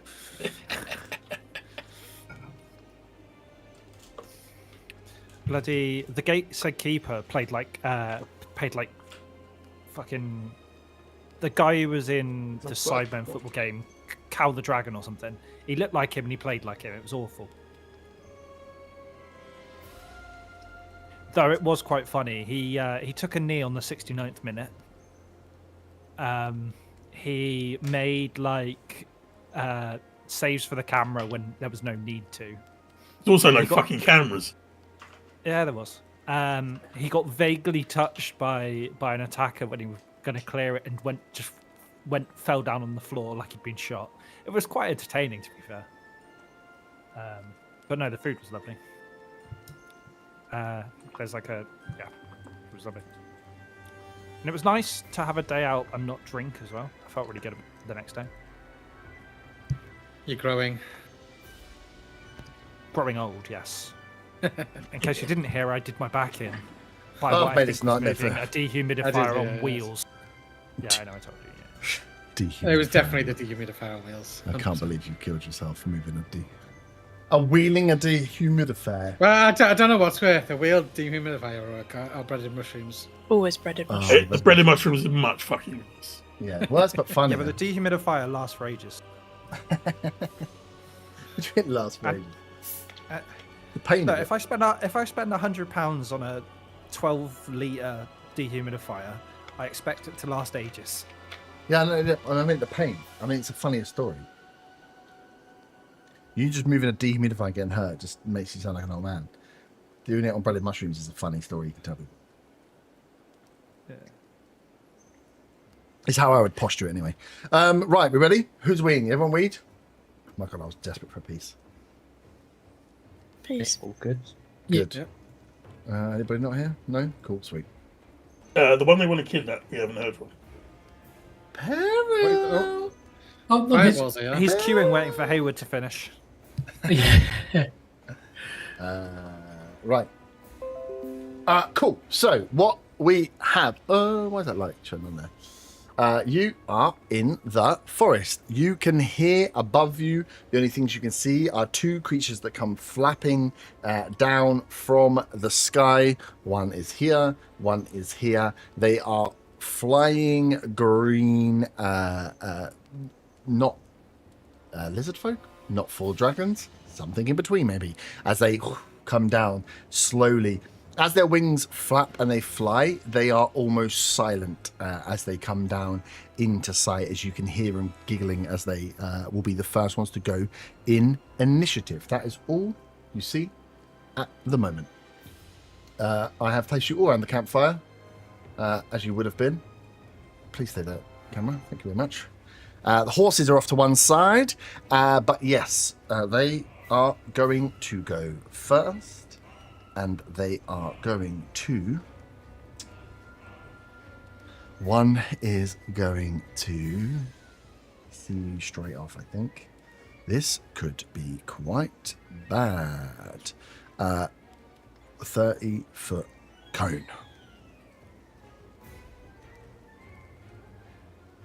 Where is my little Voltanus? There he is. But unfortunately, I think that's going to get everybody. Because that will come down across. Yeah. 30 foot that way. Yeah. Okay, can everybody give me Constitution saving throws, please? As Can I get advantage if I use peril as a shield?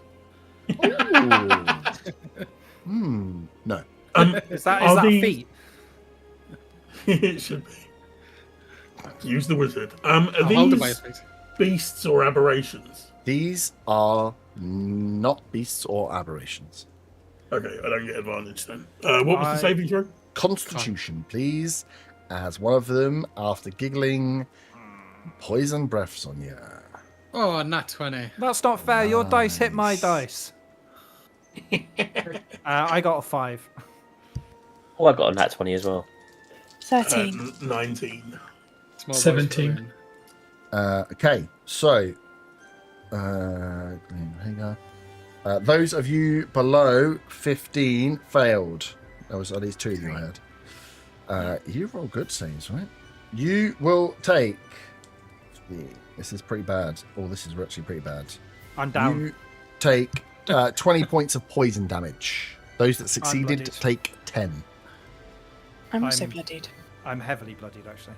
Yeah. I am resistant to being a dwarf to poison, so I'd be 5 with it. Yep, half and half again. As one of them, poison breaths down from this top here, just laying Ooh. out all over you. No, it's probably not. Ah, shit. I'll ask the question. So, I just need to find it. Where is it? You need to find the question.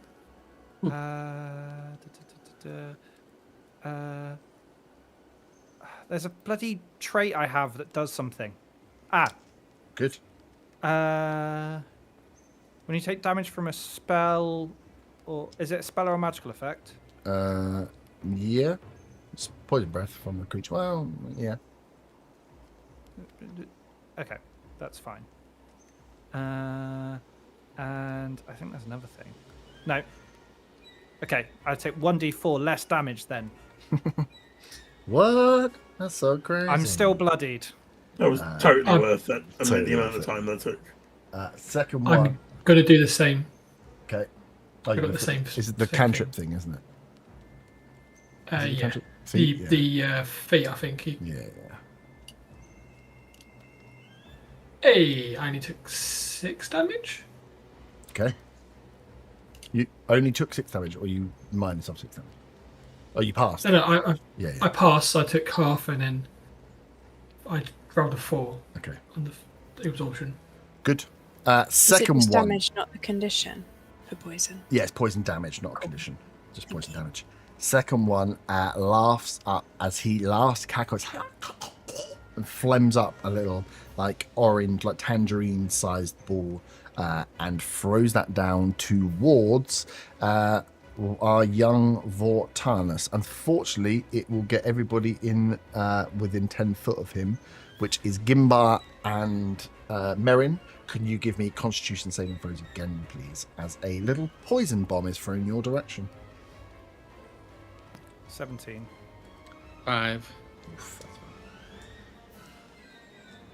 And you, Peril? Do I need to roll as well? Oh, Yeah. sorry. Constitution. Yes, I'm killing you right now. I didn't even get to say my magic word. 8. Oh, that's a fail. You say your magic word before you die if you want. That is 15 points of poison damage. If I'd failed that, I would have been down.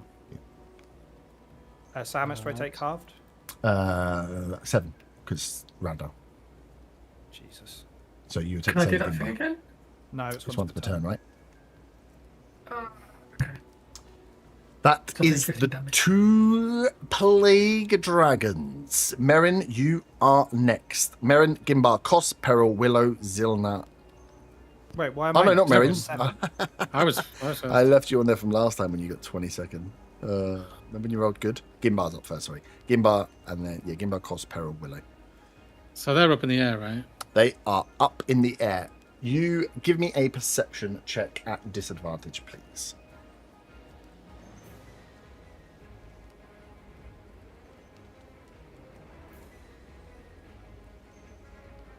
That's a nat 1 for a 4. Sweet. They are up in the air. Well, shit. There's not much. Somebody I should can- toss a dwarf. Yeah, there's not an awful lot I can do. I will just back away from peril 30 feet. Nice. Which direction? Backwards. So as the screen's looking to the right. Okay. Oh, that big tree's what fucking pain.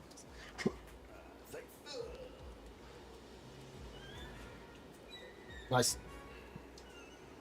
You're behind the big tree. Yeah. And guess that's pretty much all I can do at the minute. Nice. You guys rolled real good. Up next, unseen by Gimbal, which is unfortunate. Hanging on to the tree, the larger tree here, are two creatures. They are hooked onto, like hanging off, almost like climbers. They look like they feel at home in the trees. They definitely have some sort of climb speed, the way they just hang in there. And they have this kind of hooked hand, this like Wolverine claw that's keeping them hooked onto the tree. And as they release and jump down, you hear this tree here, larger tree, jump as two of them will launch themselves down. And we're lucky flanking's not a thing. As these creatures land. Merrin and Peril, can you give me perception or investigation checks for what these creatures are, please? 17. 17, nice. Investigation. To clarify. Yep, Investigation 21. nice. As you two both look, these creatures that land are humanoids, or they look to be humanoids at least. But on closer inspection, they have like jet black hair that almost looks like a Cleopatra-style wig, like straight with a long, like dreaded hair. Their faces are not humanoid. They're not humans. They're not elves. They have a weird look onto them. I think with a 1721, they look in their face to be a weird animal hybrid, similar in their high cheekbones and their like slightly smaller nose to a snake. And as they land, you see a slight little forked tongue come out from them. But their eyes are large and only slightly pinned. They are definitely a snake-human kind of monstrosity as they land. But most of their body, as it lands, could be a human, could be an elf. In same with port. They're not one ENT, are they? They're not. Well, they're not full. They don't have any other snake features. They have arms, legs. Right. It's just their facial features look a little snake-like. You've run 30 feet away, so you wouldn't necessarily see that anyway. But for Peril and Merrin, as they land in front of you, you just get a strange look as you get these large eyes, almost like cat-like, that come off to the side. And then as the tongue comes out, it's slightly forked. Which is surprising, because they're going to hit you with their attacks. So we will go for the one against Peril first. That is only a 13 to hit.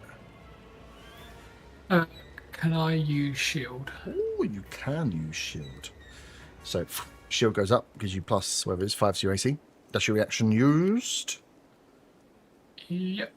And second attack was lower than that. So yeah, they have this like jagged blade that she tries to swipe in with as your shield goes up and blocks it. Comes across with this like Wolverine claw hand, and again bang straight into the shield as one of them misses. Second one is going to take their attack against you, Merrin. First attack that's going to be a 21. Hits. Nice. Which is I have 7 HP. Woo! I did 4 damage, piercing damage. Okay. And then it's going to take the metal claw attack. I rolled a nat 1. Damn it. So again, stabbed him with the blade, and as this claw comes down, misses you with the claw. Kos, you are up next. Kos, Peril, then Willow. I'm also going to back away from the group because of that stupid breath weapon. Where are you going to go? Which way? I'll move the opposite direction to Gimbar, but only 20 foot. 20 foot. Can you give me a perception check as well, please? Sight, sound, smell. sight, it would have to be. It wouldn't be smell because it smells of poison here now. 14. 14. Okay. No, cool. You don't notice anything back as you're going back, surveying the surroundings. You've just got these two creatures that are flying up in the air that have clearly dropping these this poison gas, the smell you had before, and these two creatures that have launched themselves off a tree at one side. And you've run away. I will cast Witch Bolt on the one I'm closest to. Nice. The flying it's one. An attack roll. Yeah. Yep. It's an attack roll. So that is 15 plus 6 is 21. 21 hits. I am concentrating because of the bonus effect. Yep. Roll damage.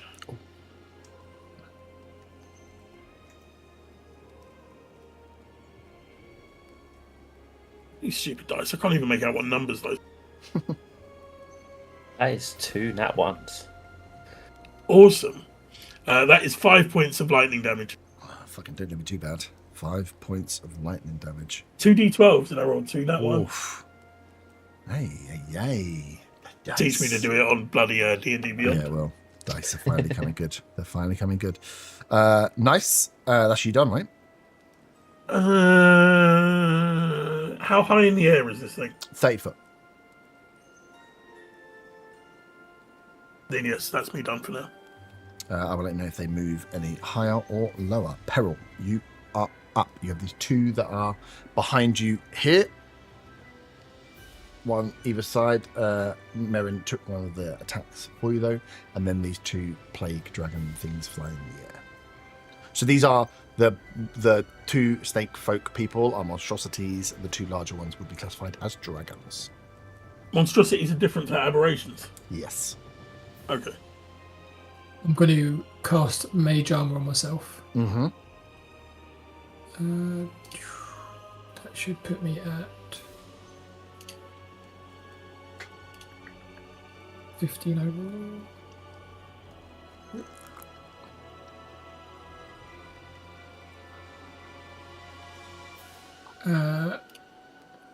Do I still have my bonus action because I do use my reaction? Mm-hmm. Yeah. Yeah, you should it's only reaction that's got not your bonus action. Because I've cast Mage Armor.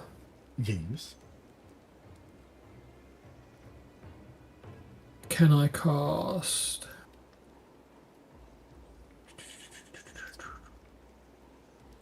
You can only cast one leveled spell per turn. Oh, okay. So I can't. Okay. You can only cast cantrip if you have the ability to do it. So yeah, the new spell slot rules are one leveled spell per turn. So you can do a cantrip and level spell. Wasn't that level with the old spell. rules as well? No, the old was a bit more convoluted. Oh, fair. Yeah. This is much simpler. In that case, I'm going to do Shocking Grasp on the one that tries to attack me. Nice. Oh, no, I can't. It's a It's a level spell. no, it's a cantrip, cantrip, but yeah. it's a I cast Mage Armor, didn't I? So I can't do that. It's only you can get bonus actions. Yeah, so I am done. Dun dun dun dun dun. Some would say dun dun dun dun dun dun.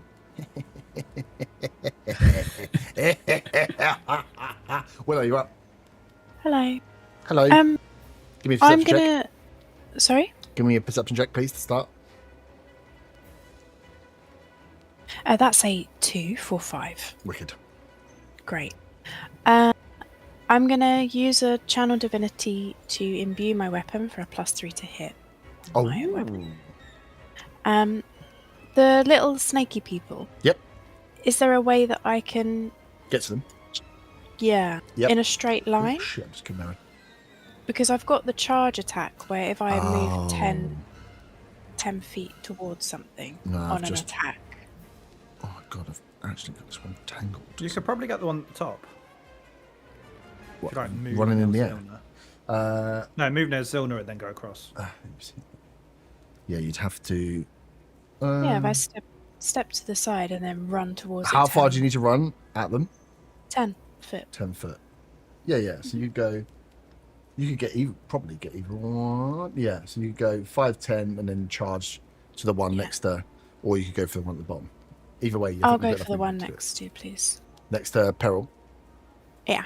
Yeah, so if you go 5, 10, and then 5, 10. And then Yeah, that gives you exactly enough. into So it. you step across, round the fire, and then foot down, charge straight for... Yeah, and my weapon is imbued, so it's now giving out a light. Oh. So I can +3 to my attack, so that's 21 to hit. Yep, that hits. Where's the... Wait, stop. Okay. 11 points of slashing damage. Is it just +3 to attack? Not +3 to damage, you got, right? No, I think it's just to attack to hit. Okay. Let me double check so I'm not scamming myself. Mm-hmm. When you... +3 to attack rolls made with a weapon, and each time you can deal its damage as normal or radiant. Okay. It emits light. Nice. 11 damage. Yep. Wicked. And then I'll go again. That is a 17 to hit. 17 hits. I'm going to take this. 11 damage again, and I forgot to add my 1d8 from the charge. Okay. I'd only get that for the first one, I think. Yeah. Oh my goodness, that's an 8. Oh, fucking hell. So what was that? 11, 11, 8. 11, 11, 8. Well bloodied. Super fucked up this one is, as you just charged forward, smashed with your imbued weapon that is given out fly, and then hit again with the same weapon. Yeah, this one doesn't know what's hit it. Sorry, I also have bonus attack. This feels like I've got so much stuff for I'm one sure day. you do get bonus action attack as well as an action and an action. No, I mean I've got a bonus action, not a bonus attack. Yeah, okay. I get 2 attacks and a bonus action, Yeah, right? you get on your action, you can take 2 attacks because you're a martial Yeah. class. Yeah, and then you charge up extra dice, and then you'll get your bonus action when you've used your movement. I might smite her just for good measure. Yep. Um, And we'll say you're supposed to say that before I tell you that she's nearly fucked up and bloody, Sorry. but we'll... I'm glad that she is pretty bloody because that was 30 damage or something. Yeah. May I? Yeah. Just Okay, say I'll if radiant her, You cheek me, I'll cheek you back. which is another 11. Another 11. She did. Yeah. Oh no, my snaky goodness. She There's says, the paladin. Do you speak Draconic? I do. You hear her say, bitch. In Draconic. Who's dead, bitch? Nice. Thank you. One is gone. That's your movement, that's your action, your bonus action. Yeah, I'm done. Thank Go, Paladin, go. Nice. Off the other tree, which nobody could spot because you are terrible at perception checks, are another 2. And unfortunately, Zilno is standing pretty fucking on his bomb. If only you had a protector, Zilno, who was not supposed to leave you in the fight. He did. You are going to be stabbed. First attack, Zilno, is a 23. Yep, that hits. What? 6 points of piercing damage.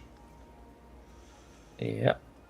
Then we have a 17. I'm going to cast shield. What's that put your AC to? 20. 20. Okay, cool. And then the other one's going to take their attacks. Sword is only a 14, and the second attack is a 15. Okay. One attack sinks in with the sword as you realise that, yeah, these attackers have just again silently jumped off this tree behind you, landed straight with the sword, straight with the thing, but as you get the shield up, poof, you manage to deflect the 3 incoming attacks. So there are... Zilnut, you are up. So we have the 2 on you, 1 here, and then the 2 flying still.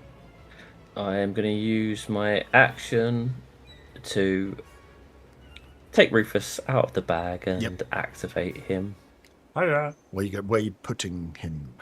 I will put him diagonally, like behind Willow. Behind Willow. Oh, yes. Directly behind. Yeah, so like diagonal from me behind. Oh, wait. That's what I mean. Sorry, yeah, between me and her, like diagonally down from me. So 1 square down. Yeah, that's one. And I'll do for my bonus action. I'll activate the protector on him. Nice. So that should hit all of us, it's within 10 foot. Within 10 foot, it hits. Everyone in that square, yeah. Was it just 1d8, isn't it? I think. Mhm. Where is it? 1d8 plus 4. Come on, good d8 roll.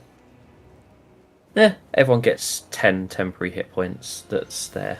Nice. So yeah, everyone except Gimbar and Kos. Thank you. Cheers. How much did you say? 10. 10 temporary. Okay, I'm still bloody. Nice. Thank you. And that is my go. That is you. Merrin. Round out the end of round 1. Christ.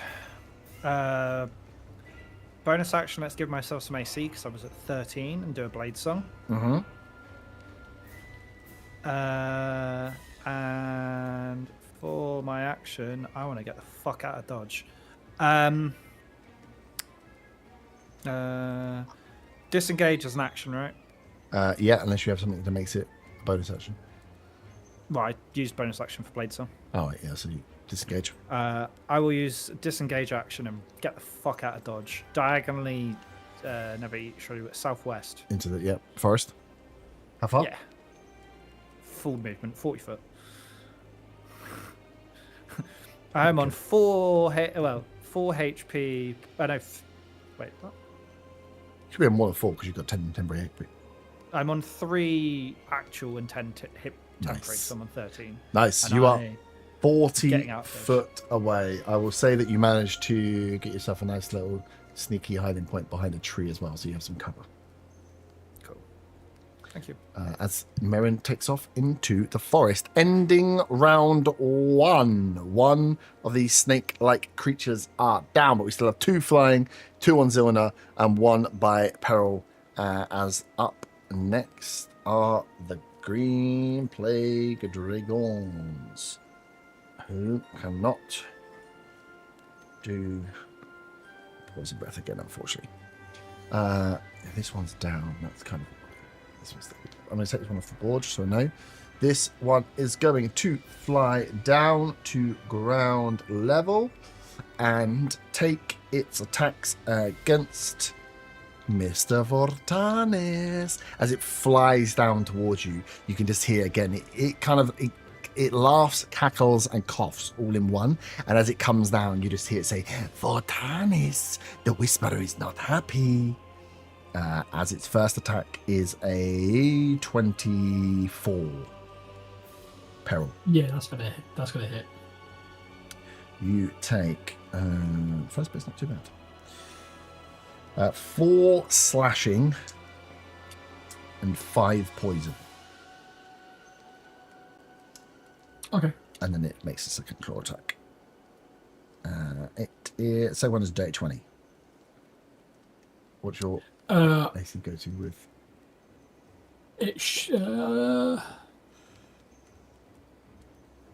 Yeah, I'll go. Yeah, I'm gonna use shield for that one. With That should hang be on, about 20. you still got shield. You no, you had your go, didn't you? Yeah. So you have your shield again. Yeah. Yeah. Yeah, I'll use shield again. Nice. So yeah, again, So mark off a use of shield as the second attack comes in, planks off. You can see that as this one gets down and is working, it's working with the snake folk person. It has pack tactics. So this thing is working. As it sees its prey's been ambushed, it's now coming in to get advantage on its attacks to try and take you down. But it didn't poison breath, which is good. The other one, however, no, it didn't. Is going to do a similar thing. Why would it go for anybody else? It's going to swing down.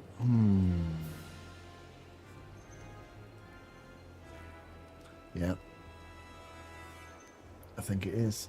You've been a naughty boy. Second one flies down again, giggling and laughing as it comes down for you. Oh, I rolled dog shit on the first attack. That's only going to be a 15. Oh my god, I rolled dog I'll shit use on my the second studied attack. response as well with my crossbow. Does it have to hit? No, I don't think so. I think it's just when it takes an attack because it's actually before the attack. Okay. Nice. So yeah. Roll. So plus 11 is a 22 to hit. 22 hits. 1d6 plus 6.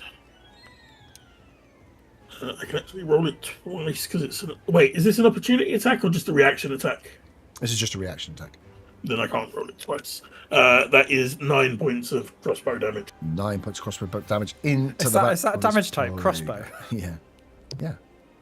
I never remember what type of damage each one does. Piercing. Yeah. It's an arrow. It's a bolt, but Oh. yeah. Still piercing, yeah. Yeah. This is blunted. Nice. As yet, you get the study response off for an attack. The attack comes in after, but I rolled a 1 and a 3 with advantage. Peril is skirting by the seat of his pants as he is essentially surrounded. But that is the 2 plaguers. No poison breath recharge. Gimbar, you are up. You can see these 2 things have come down to the ground for now, and there are a few of them surrounding a few people in the place. Can I make a free perception check? Or is that Yep. going to be an action? No, you can make a free perception check. Is it disadvantage or normal? Where are you? Where are your perception in? Around you or into the? Yeah, area? around me into the tree line because I saw them come from tree lines. Yeah, it'll be a disadvantage if you're looking further out than the camp line. Yeah.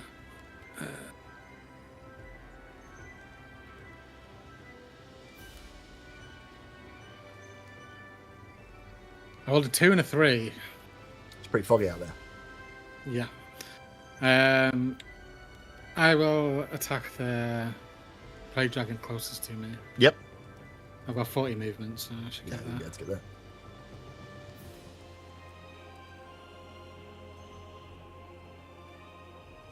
That's a 25 to hit. Yep. Can I get a DC 14 as a con? Dex, strength or Dex. That's now 20. So 20. And can I have a DC 14 con because I'm going to try stun and strike it. That is a I'm on a 16 on dice. So Okay. swing and a swing. One swing. So that'll be 7 bludgeoning. 7 bludgeoning. Nice. Attack my second attack again. Ugh, that's terrible. That's only a 10. 10 misses. Get in close. Swing. Go for the grapple and the stun. But this creature is strong. And I will use my bonus action to have a third unarmed strike. It's 23 to hit. Yep. And I'll be 9 bludgeoning. 9 bludgeoning.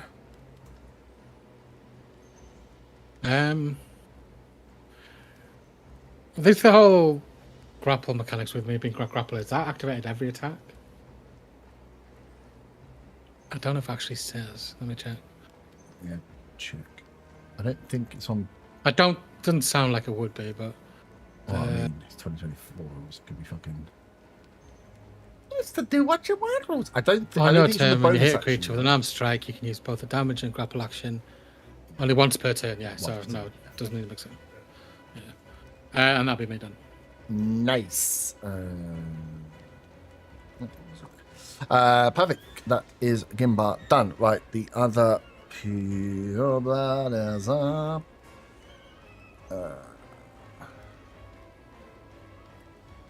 The one that is still alive here alongside Peril has 2 attacks. Can it get more of you though if it does something else? There's only one way from me to find out.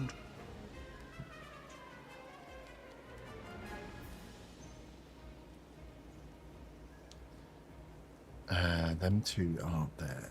Is it going to? Oh, it's only 1. That's annoying. That's annoying. I'll just take the 2 attacks then. I was going to... No, I think it will do. It's going to hold up its hand towards you, Peril, this one that's down to the south of you, this like snake ferret potion, and blow out as it spits the venom straight out towards you. Can you give me a Constitution saving throw, please?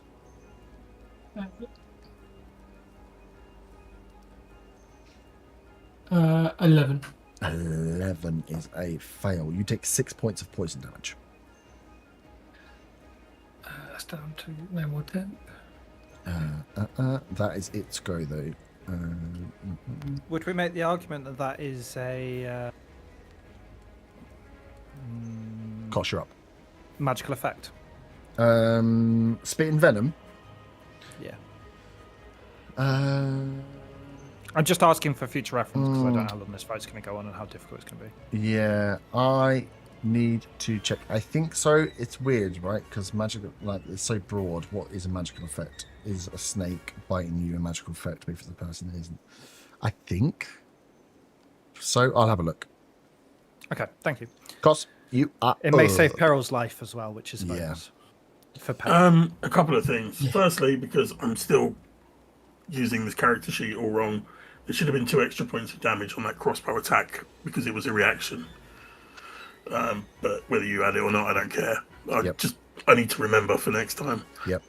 Second, I will use a bonus action to trigger the Witch Bolt after effect. Yep. That is 7 points of lightning damage. Nice. 7 points of damage. Was that? Yeah, the ones in front of Peril. Touches. And then I'm gonna run up behind it.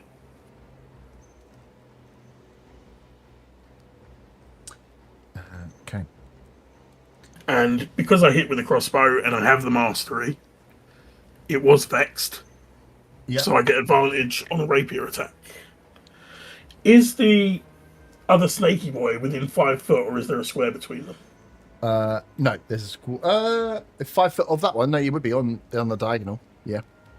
So they're within 5 foot of each other. Yep. Okay, then I'm going to green flame blade the dragony one instead.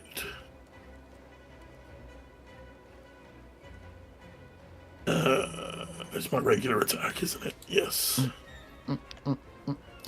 And with advantage is a 17. 17 misses. Oh. Then that shall be my turn.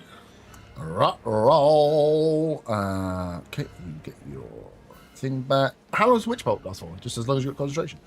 It's like a minute. Okay. I think. Yeah, a minute. Peril, you're up. Shield drops. Yeah.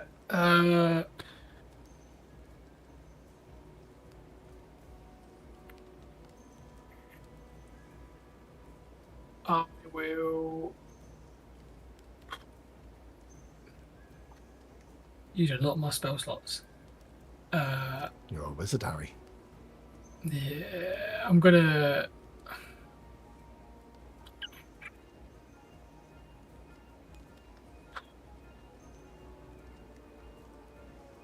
Balls. In the balls. I'm not sure it's a spell.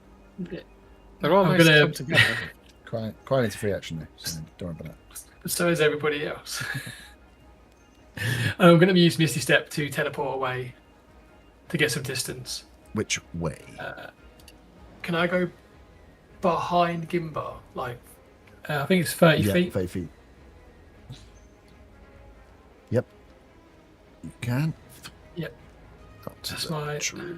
5, 10, 15, 20, 25. 30 between 2 trees.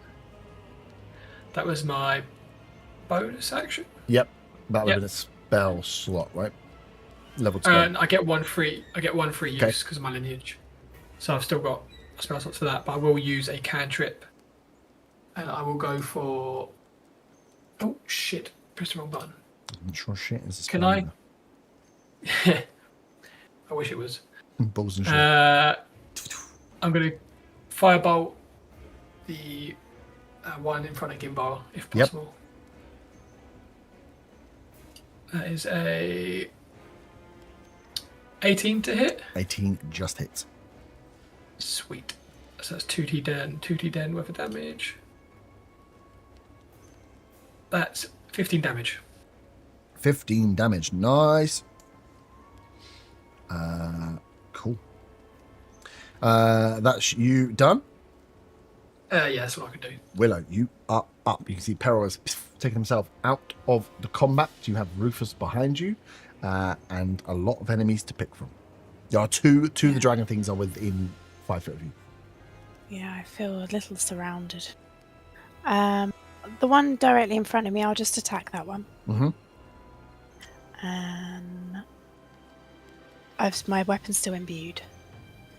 So I'll +3. So it's 28 to hit. This is wild. I'm not sure that you've rolled below a 20 again. It's like, hello, is this Faywin calling? Hello! It's because I've got +3 to attack as well. Of course you have. I rolled a 19. I was At so level close to 5. an at 20. At level 5, you've got +3 to I attack. know. For 1 so minute, how many times? Per one, a use of Channel Divinity that lasts for a minute. 10 minutes. This is so stupid. Yeah. So stupid. It's not my fault. I know, that's what I'm just saying. The game has just made it easy. If you die, Okay. you guys are honestly terrible. Yeah. So that's 6. 6 damage. 6 damage. And then I'm going to go again. Oh, look. I rolled really badly. It's only 13. Does that make you happy? What with an 8? No, not really. I just think the game's easy. 13 misses. 28 is wild.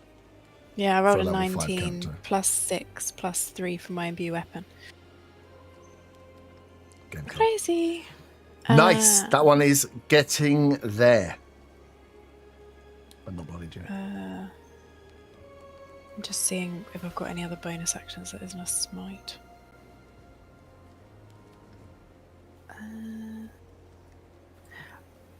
I'm gonna cast Shield of Faith on myself.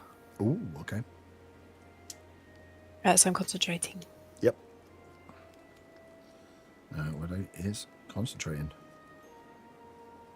Stay where you are. Yeah, because they'll get attacks if I move, right? There's a couple around me. Only if they want to use them. Which obviously they will, so I'll stay where I am. I will stand firm. Nice. What's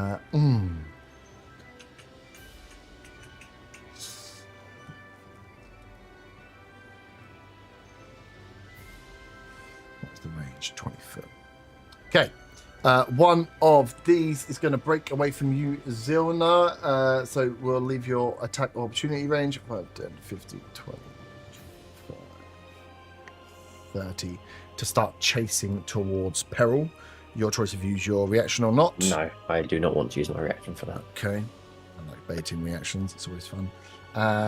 And then it can only make one attack against you, Peril, within 20 foot, as it will throw its dagger towards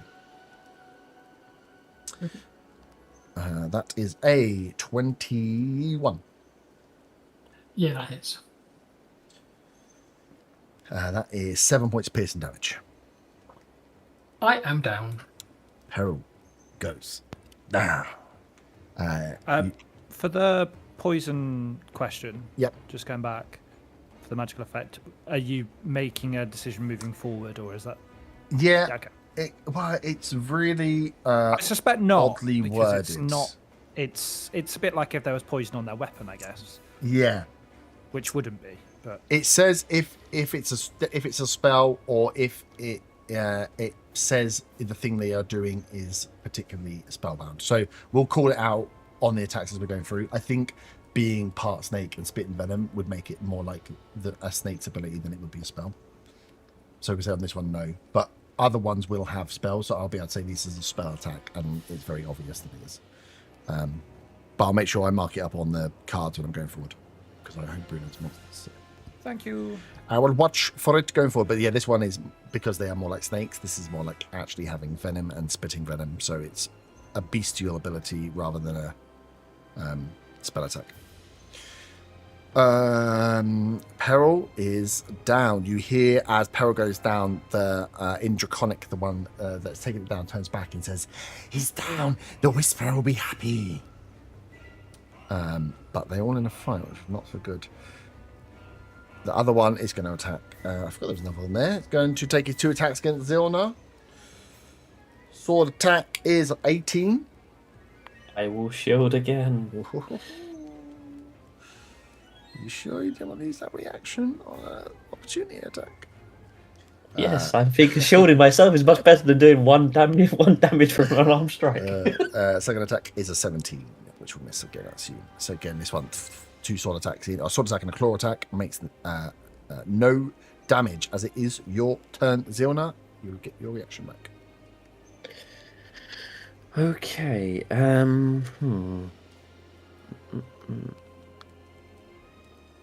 am going to, for my action, do a shocking grasp on that one in front of me. Yep. Come on, good roll, please. Is it 21 to hit? Yeah, it hits. So that is 11 plus the extra d8. That's 17 lightning damage. Sure.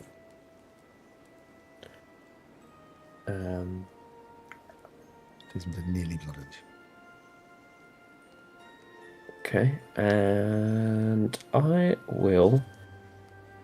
I can move away from him now, can't I? Yep. Okay, I will.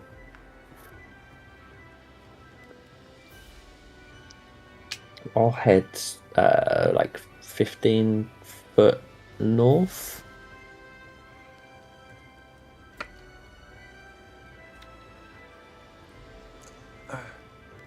Yep. And for my bonus action, which one of them do I want to do with the dog? I can't get any cone on them without hitting one of our own, can I? Potentially. You will maybe hit your horses though. You can What cone. about the one you've just moved away from? Yeah, yeah. I was You could trying to turn get back more in. than one. Yeah, but- you could get this dragon and this one if you cone between the gap between Koss and Willow. But depending on how far your cone goes, you may also be attacking two horses. It is 15 foot, I think. 15. So you'll get one of the horses.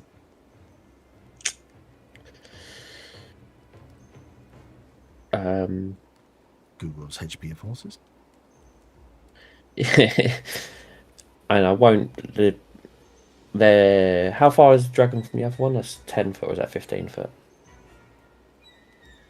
I wouldn't be able to step in and then go out the other way towards the one I just attacked. No. What, to get the cone? Yes, if I stepped in between the 5, dragon 10, and the snake 15. thing, would I get the back snake one and the dragon? 5, 10, 50. You might. Yeah. Yeah, I suppose you could go across that way. Yeah, if you stepped in, you wouldn't be able to step out again. But well, you would, but you would be an opportunity attack range. Yeah. Okay, yeah, I'll step in and do that then. Yeah. Into that gap. So yeah. I will need DC 15 dex saves from both of them. DC 15 deck save. So from the. Oh, you fucking kidding me? It's not just me, it happens to. It was on a 7 and 8, and they hit each other, and then went to 1 and 1. Yay! So it's a fail for the snake throat, and it will likely be a sale. What did you say the DC was? 15. Yeah. Fail for both.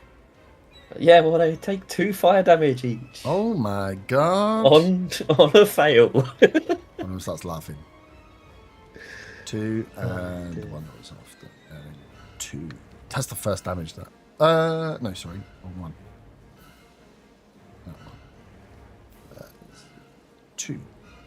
2 damage does put it into bloodied though. This one. So this guy over here at the back that you ran away from is bloodied. The green dragon is not, with 2 extra damage on top. That's my go. Merrin, you are 40 foot away. Kind of fucked. You're I watching should from probably behind a tree as everyone's fighting in the middle. Yeah, but I'm kind helping. of.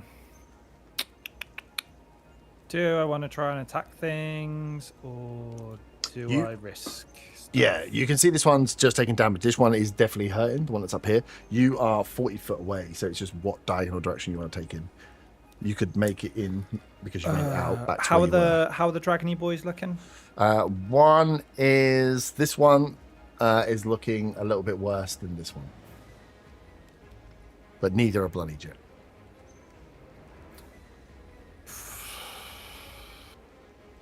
I mean, do we just say fuck it and go for it? Oh, this is such a stupid idea. And you would have heard peril go down as well. Yeah, that's kind of why I'm thinking. Fuck it. I cast Shadow Blade as a bonus action. I am now concentrating, Yep. and then I run a run 101. Jonathan Wass. I want to run 40 foot, Yep. and I want to try and hit the big dragony boy. Oh, yeah, okay. Nice. Yeah, this might be a really bad idea, but I mean, fuck it. 40 foot. I Have think, I got enough? yeah, but you're going to have to go into this slot that you came out from.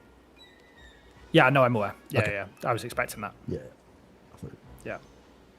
yeah, you slot in alongside Koss. Okay, and then I'm going to try and go for a green flame blade.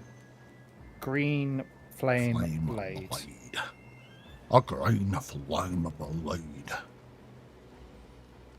Let me just double check.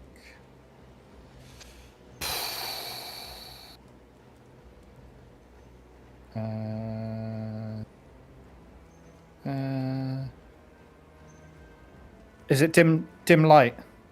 Yeah. I mean, Excellent. the campfire's Next going, to but the it's back not fire would be light. bright, wouldn't it? It would. Well, I don't think the fire would have been necessarily up and going. Didn't you just? Oh no, you did fire damage. The fire would be back up. The and fire going, would be yes. back up and running because you set fire to it. So no, it probably wouldn't be dim light where you are. Fuck's sakes, guys! Can you stop I thought you did fucking cold about damage, with but you did fire? damage. It fucks me. You love fire. Go on the other side. 22 to hit. 22 hits. Right. 1, 2, 3. That is 12 points of psychic damage Mm-hmm. and 3 points of fire damage. You should fire damage. And then the elf next to it, within Yep. 5 foot. Not elf, yeah. Yep. Takes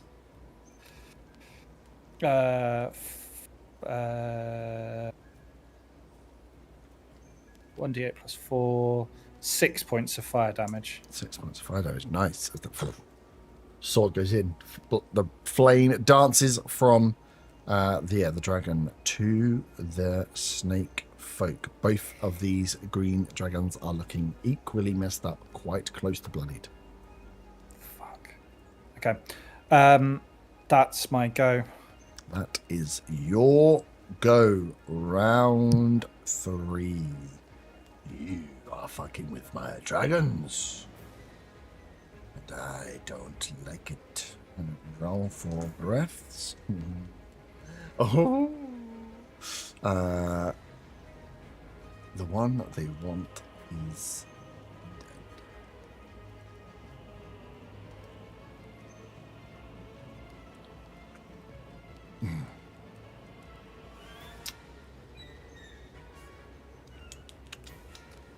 I don't really want to disengage to get out when I could be doing damage.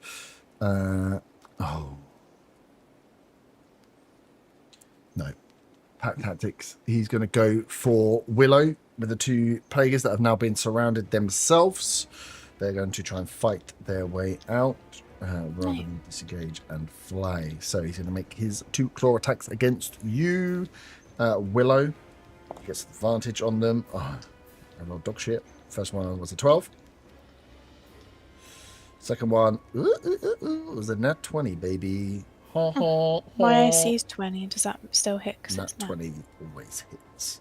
Just thought I'd try one. Always hits. So you take 6 points of slashing and 14 points of poison. Oh, Yeah. oh, thank God for Rufus. And then the second one's going to get to go. And he's probably going to do the same thing because he gets advantage on attacks against you because of pack tactics. Do I need to con save before this attack? 'Cause I've got Oh, con- yes. Yes, you do. This is the one next to me, right? Yes.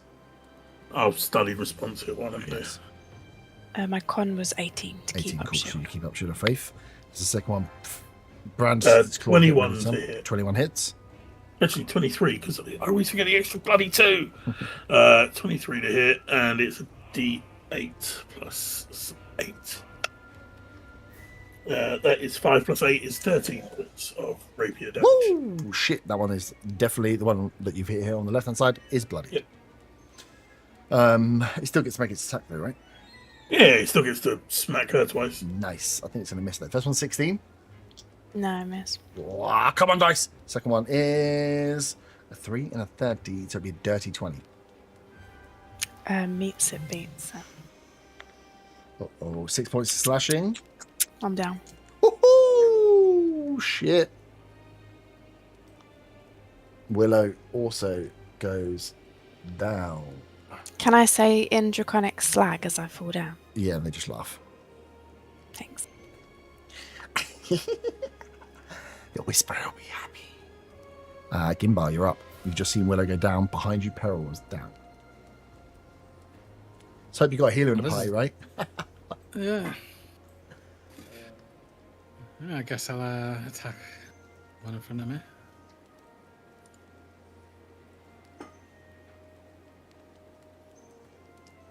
$18 to hit. 18 Yes, hits. that's Just hits, yep. A DC 14. Strength of Dex. Save, please. Oof, 9. He's grappled.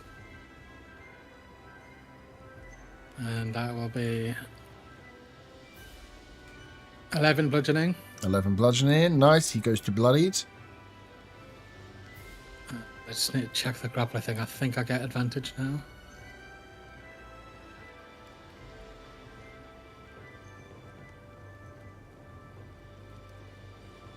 Yes, I do. I will take a second attack at him. Mm-hmm.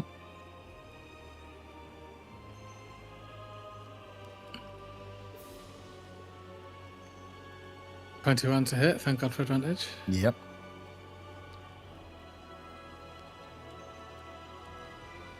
Six bludgeoning.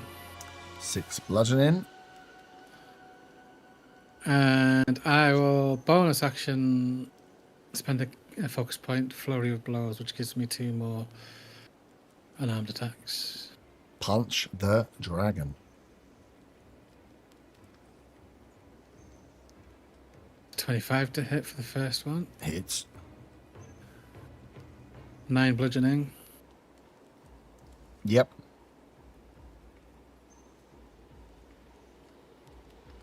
And a 22 to hit for the second one. Yep. That's 11 bludgeoning. Oh, fucking hell. That is just enough as 1 extra point of damage as you grapple and pummel this dragon to death. As it goes down with the last blow, you hear the other one just hiss out. It's like, no, brother. And I will move to the snaky humanoid one that's near Peril. Nice. And that'll be me. Jesus. What did you just do there? 11, 22. I was like Monks, baby. 40 You damage. did 4 or 5 attacks, didn't you? Yeah. It's just, it makes me laugh that it goes from like 6 damage to like 11 or 12 damage. Like, oh, no, I didn't realize that was coming out of nowhere. You did more damage with your bonus attack than you did with your main attacks. Yeah, but that was flurry of blows. That was essentially 2 attacks anyway. Right, the one next to Merrin, but yeah, nice. One down. The one is going to... You're still not looking too good there, Mr. Merrin, and you've returned to the scene of the crime. Hiya. It doesn't have pack tactics though, which is annoying, so it's only going to make its attacks standard. Going to try and stab you, Merrin. First attack is a 19. Shield. Ooh, that's a reaction used. So it's 22 is the thing to 22, beat because I don't have mage armor on.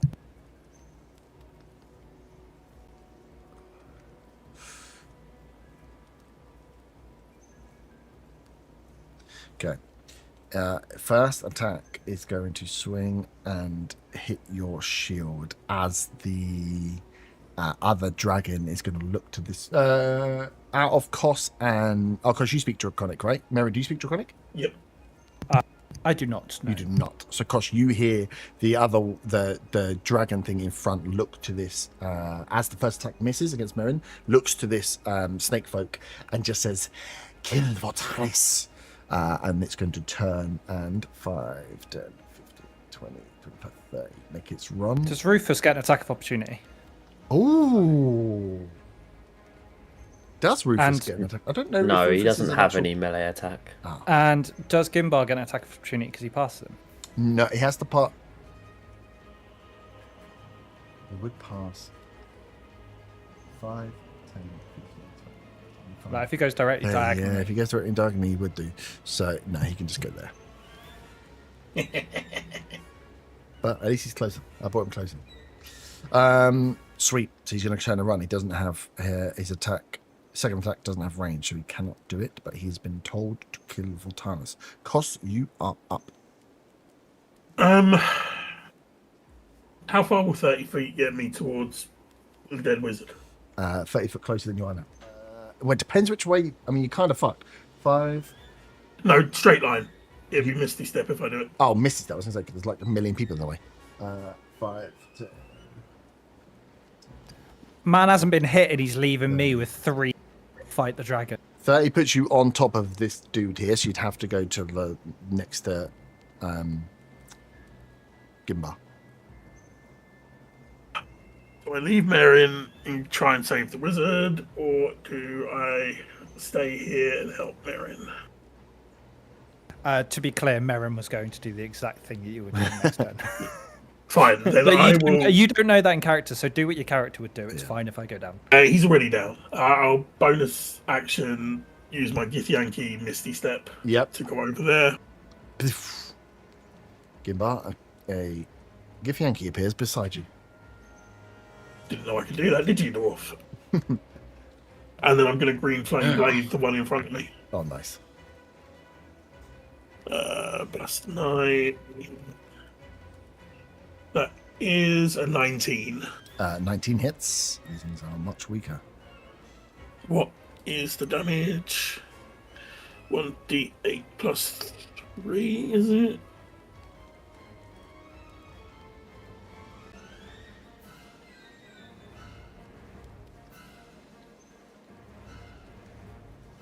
Oh, weapon attacks normal effect first. Rapier 1d8 plus 6. That is 5 plus 6 is 11. Nice. And then the fire is 1d8. That is 6 That's the same fire one. damage to the same one. Yeah.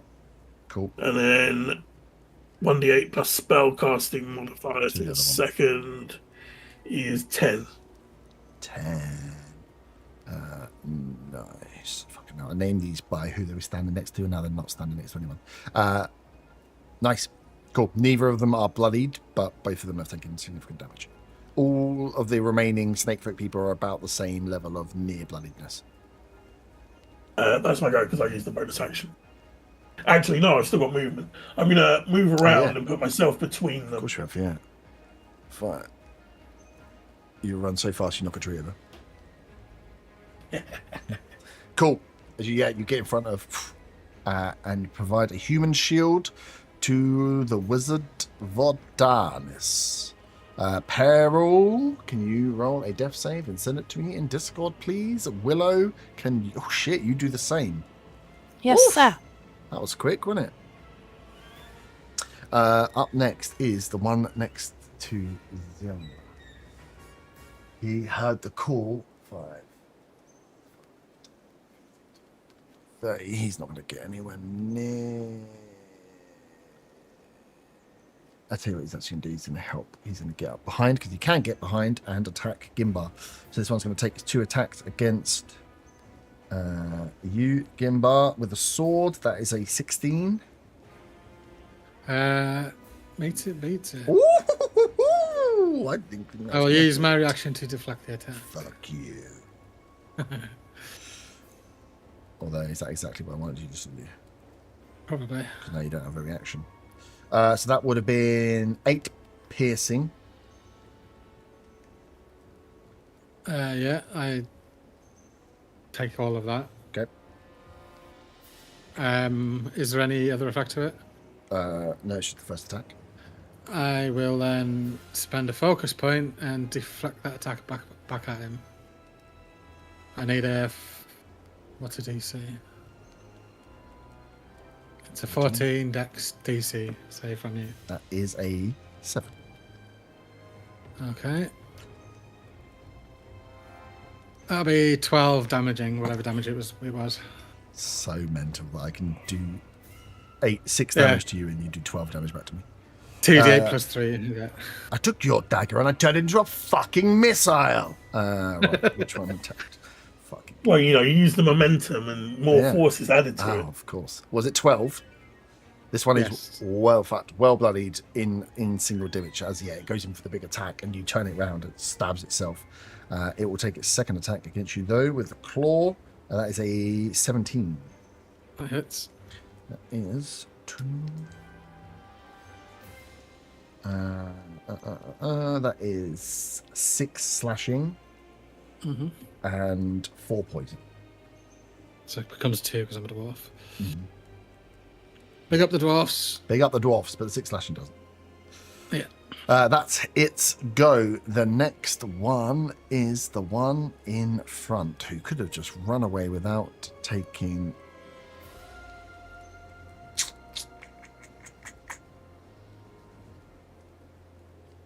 Does he run?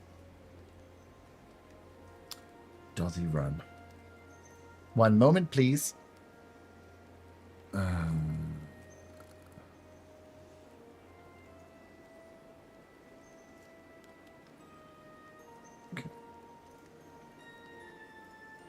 Okay. Because he won't actually. 5, 10. He doesn't actually need to leave your range to take an attack on peril. Studied response, Nice. because I have to. Yep. Plus 11, that is an 18. 18 hits. What did we say the damage was? D8 plus 8. Okay. Is 6 plus 8 is 14.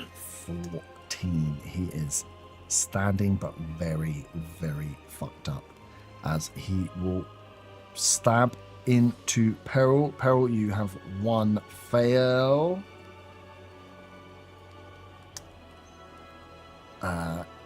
As he laughs. The other one is there right in front of you, isn't he? I thought because I'm laying down, it's a critical. I'm defenseless, so it'd be 2 fails. Oh, Willing yourself to die. yeah. No, just trying to be honest. Yeah, that would be the case. I think it is the case. We don't do honesty in this group. What? We'd be mechanically cheeky. What? You're down as well. Is the other person rolling death saves? Okay. Oh, yeah, I think they are actually. It's 2. 2 from a stab.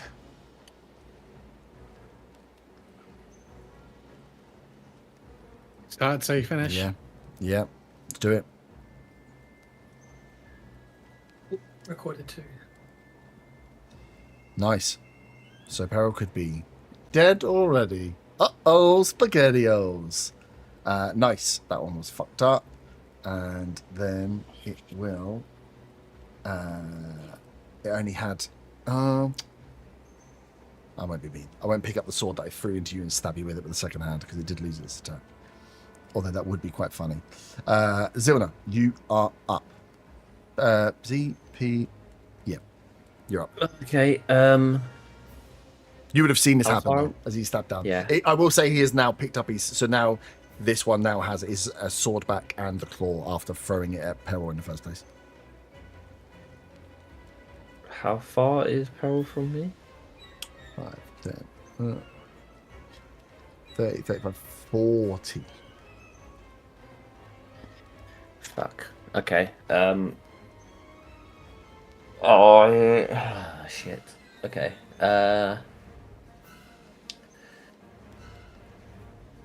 The homunculus will go after my turn because it goes straight afterwards if I have it, if it's active. And it's always active technically. It's just in my pocket at the moment, and there's no action to actually activate it. So I will leave it where I am, and that on its turn it will move its full movement to get as close as possible to Peril. Okay. I am going to walk over to Willow and cast Cure Wounds on Willow. Nice. That is 10 healing. Thank you. And I will bonus action activate the protector on Rufus again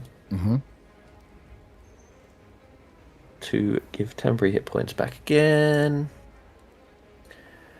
And this time it's 7 temporary hit points for those in that area that didn't have more than that already. Oh yeah, of course. So Willow will get it, and then if Merrin still Merrin yeah. is dropped below, then he'll get it as well. 7 temp. If you haven't got more than that already. Yeah. So what happens? Sorry. Have you got any temporary hit points? Yeah, 10. Okay, then you just stay with 10 then. I heard you say 710, Yeah. and I was like, "What's If you've 7? got more What's than- yeah. 710 temporary hit points, please?" And then Thank you. I guess I will.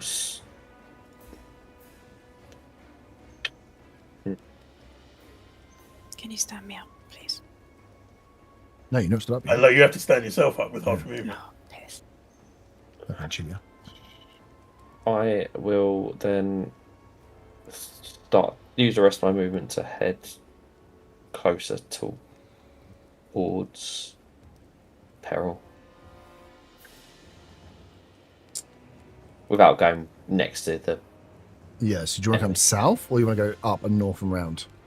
How much have I got left? I've only got... You haven't got much left. 5 10s. You've got 20 left.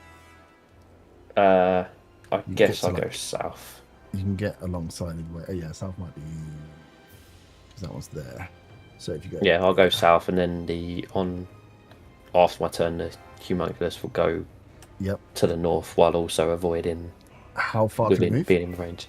It's got 30 flying foot. Flying feet.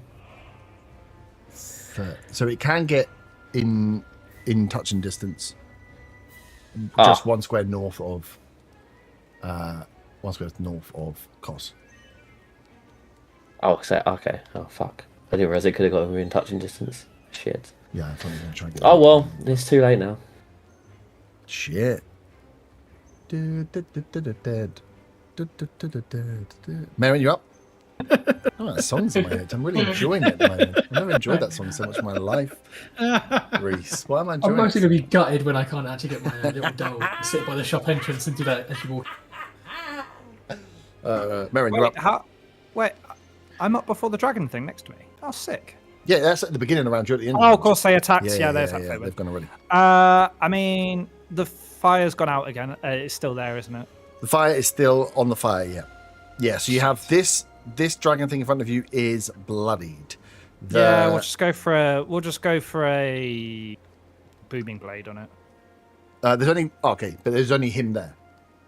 Oh, that's really the wrong thing to. Yeah.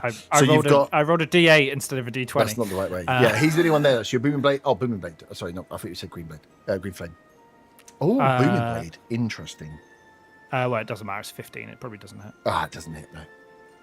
Cool. For my bonus action, I'm going to blink. No, I'm going to Misty Step. Sorry. Nice. Which way? Eastish. Eastish? No. North. Up here? Yeah. Cool. Oh, I keep nothing of trees, fuck's sake. I'm not getting caught in a fucking cone. Nice. You have moved away. You get your reaction back there, which is good. And then I want to move. Yep. I want to move 20 foot diagonally to the northeast. Yeah, nice. Back into the forest he goes. A displacer beast is waiting for you. And then I want to move. I should have just done this Yeah, why didn't you normally, but I fucking was do it? trying to Yeah. avoid opportunity attacks. Oh. I want to move 20 foot southeast to try and body block. Okay. Ooh. Would you want to stand over his body? No, just be another blocker next to Kos. Yeah. Okay. So the issue you've got is there's a homunculus here, there's Kos here, and the other one is stood right next to him. So your best bet is to, if you want to block, is to stand over Peril's body. Oh, if I can, yeah. Yeah, I'm gonna let you stand. I mean, Yeah, okay. he's pretty much dead, or maybe he is dead. Who even knows? So Stand on him. yeah, just stand. I'll allow you standing over him as a Can protection I method. can I accidentally stand on his balls? You can on purpose stand on his balls, or accidentally if you'd like. What's the difference? I think that's a death save fail. Yeah. Death save. It's technically an attack. Oh, you used to depart on him and he's done. You Okay. have left the plague. Nice. Yeah, so I'll allow you to stand over his body to provide an Why did I actual do that? I'm body. now in the cone. What a fucking stupid idea. No, it's fine. It's fine. It's fine. As I've also well. left Willow on the floor with the dragon over. Yeah. You also called her Faywin, which I quite liked. Who did? Merrin. Oh yeah, shit. was a It was mistake. Faywin, not Willow. Yeah, That shit. was a mistake. Nice. This one, you are up though, aren't you? Which is annoying because you're still alive.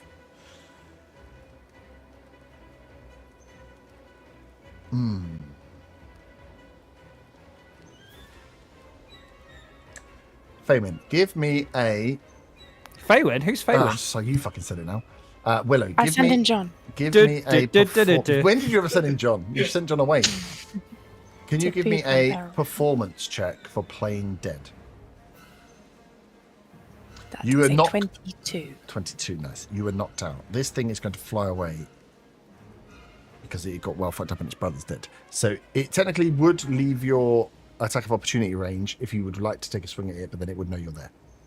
As it No. just starts flying up. Its No, brother's thank dead, you. and it's going to go up to 40 foot in height and just look at what's going on here. This thing is bloodied, and it's just seen its brother dragon die. It's getting up and out as it watches these snake folk do what they need to do because it doesn't have its poison breath back.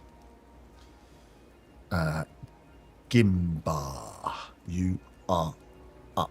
You get your reaction back. State of play with these guys. The two here at the top are well fucked, very close to death. One behind you is looking a little fitter, not quite bloodied yet. I thought that's the one I stabbed. I thought that was. No, Single the one you digits. stabbed was the one in front of you, and then the one ran away. This Oh. one come up behind you. Oh, Yeah. okay. Let's see. I will shout "pussy" to the dragon Yep. as it flies off. And I will. That's an incredibly stupid thing to do.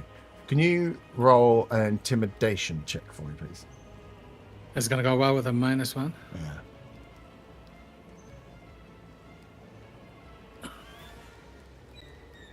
14. Okay. It hears you. Good. He'll end up like his brother. Uh, Not if he I stands will- poison breath, you monk. Punch a flying creature, you knobhead. I will take chin attacks and move to peril. Oof. Okay. We've played this game before. Which, We have, and it went pretty bad. so if you go north, you'll only take 2 rather than going south and taking 3. Okay. 5, 10, 15. Yeah, 20. You'd have to get along the side. You can get, yeah, there. Okay. 2 stabby attacks. First one is only 4 on a dice, not going to hit. Second one is only a 9 on a dice, so that won't hit either. Both With pluses, both miss. Can I use my action to do a medicine check on peril Stabilize? Yes. if he's alive? Give me a medicine. It would be a DC 10. Shit. Well, that's a 6. Oh. You go down to do this medicine check, you realise you ain't proficient in this at all. You can't tell if he's alive or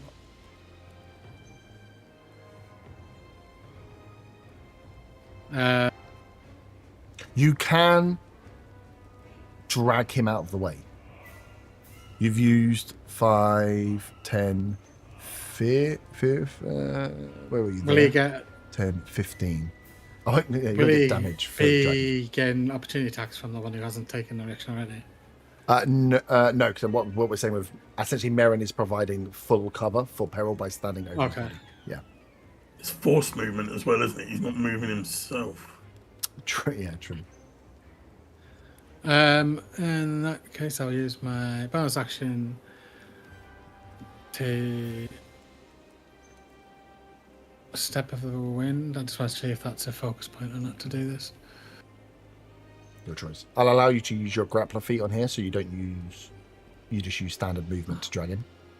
I can use step of the wind bonus action to dash without spending a focus point. Yep. So that gives me another 40 movement on top of what I had left Okay. to drag him. So you can drag. So the only thing I will say before you drag him to think about is you tried to medicine check him. You're not sure if it worked. You are. After you, there is an enemy. Then it's Kos. Then it's peril. If you drag him far away and he is not stabilized, you don't want to necessarily drag him out of the reach of other people. You know he's been stabbed for 2 fails. The homunculus is the one you want to keep in range.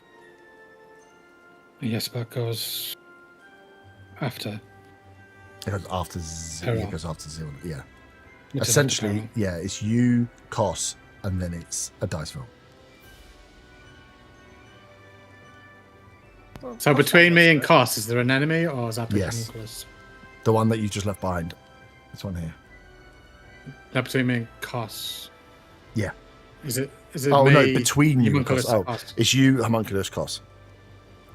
So you can position him in a way where you are fully body, but again, you can provide. I will allow you to stand over, one of you to stand over the body, providing total cover to peril, so you won't get attacked on that round.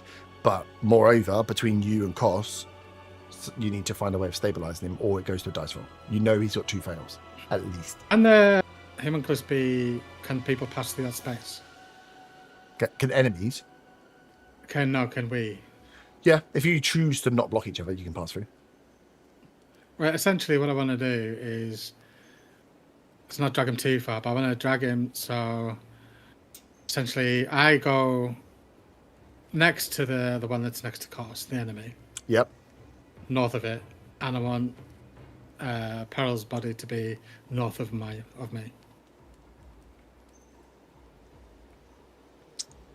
Yeah. I would strongly recommend you leave the body somewhere where someone's given it total cover. If that's you or that's Merrin, only because I could just walk up here and kill him. I wouldn't drag him at all, to be honest, Yeah. because Merrin's already over him, By standing Yes, over him, you're and it's giving him directly behind me. you're giving him Yeah, total I'll leave him where he is, Yeah. and I will. You can move up to. You know I that this will- one is going to move next, and you know there's one I here will and there's one move here. So it's in up to you where you want between those 2. one square southwest of where I currently am. So I'm between the 2 enemies. Yeah. Yeah. Yeah. So you run up, medicine checked him, and then run back. And I will shout out to the group. I haven't got a fucking clue.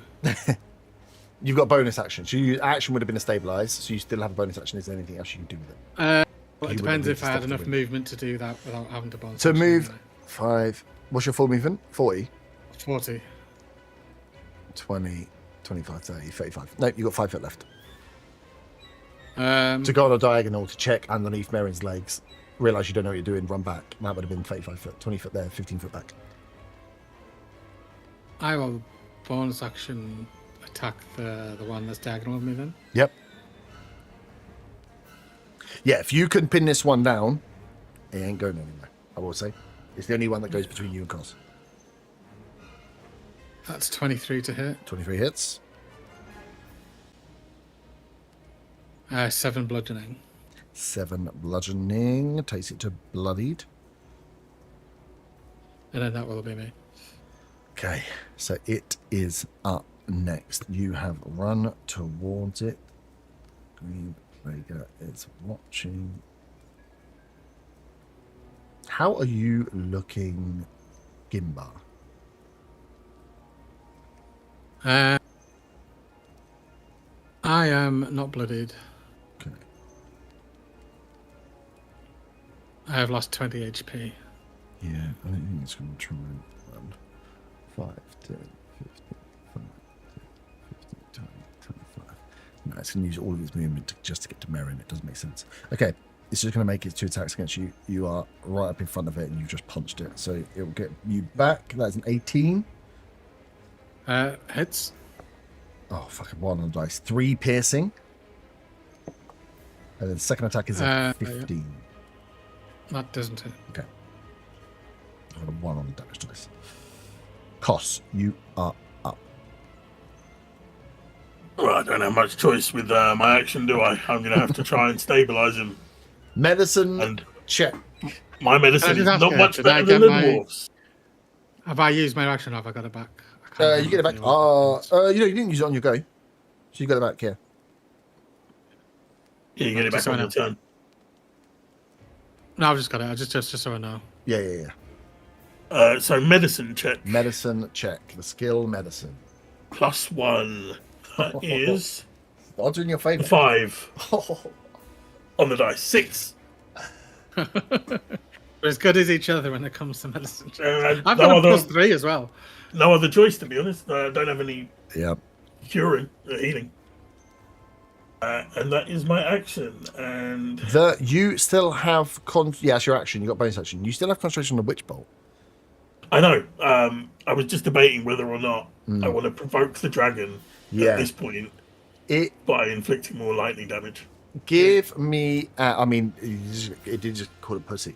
Give me a insight or nature or survival for the dragon.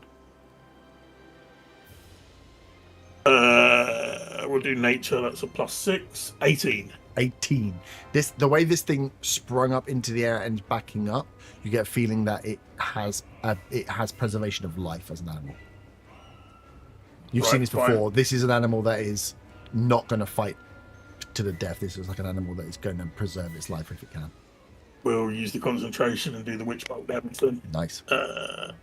D12. That is a 9. 9. Sweet. Takes it even further into bloodied as again skits it in as you on almost the flash of rage from a creature that gets called a pussy is abated by being electrocuted in midair. Action bonus But action. that is the go. So Peril. see how the dice do. Roll a death save and send it to me, please. Willow, you are up. Could I please stand up? Yes. Could I please... I mean, it probably won't mean anything. How far away from Peril am I? I know that he's done all his rolls, but... Oof. Am I with... Can I Within get within cover. 30? That is the problem with the amount of people that are there. 5, if you go diagonal, 5, 10, 15, 20, 25, 20. Oh, the homunculus flies, doesn't it? Yeah. So you can be in the same space as the homunculus just north of Koss. You will take 1 opportunity attack. I think she just wants to be within 30 feet. Oh, of- within 30 feet. Oh, you're in within Yeah. 30 feet. Yeah. 15, 20, 25, 30. Yeah, within 30 foot. If I were to spare the dying, say Yeah. if he got 2 deaths and then he got 1 save, for example, spare the dying would still stable him so he wouldn't have to roll anymore, right? He had a roll before the 2 fails, which, since he rolled again afterwards, I'm assuming was a success. He got stabbed, which was 2 fails. Saves, 2 fails, sort of thing. And using the 2 medicine checks have failed. So Yeah. best case scenario, he's on a two passes, 2 fails. Yeah, so it's still up to the last Best one. case. And I can't get close to him. You can get up to it. You can Spare get the to dying touch the automatically brings them back to stable, doesn't it? It makes them stable 0, but only if they're not already dead. You Well. might as well try it. Try it. Yeah. I'll spare the dying him, please. From where I am. And then I'll use my bonus action to lay on her. Hold one sorry. second before you do anything else. Counter I spell. need to read. I would love to. No more of that fucking fireball song. No, I'm it'd be feeling worse the because immersion of the drama. we'd sing it in his honour. Okay, you cast out Spare the Dying. You cannot find a creature that requires it because there is no creature that is still alive. You are aware of that. However, you are a paladin.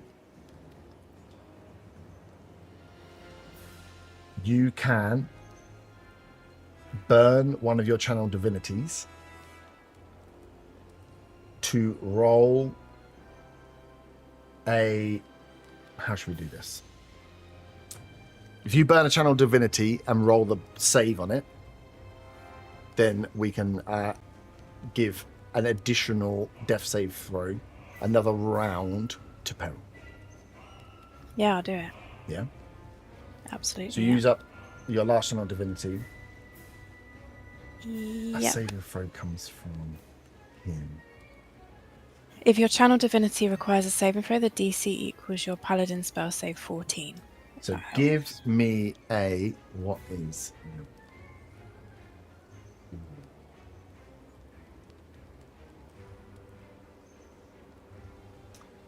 Give me a... Would it be a skill? Sell me on a skill.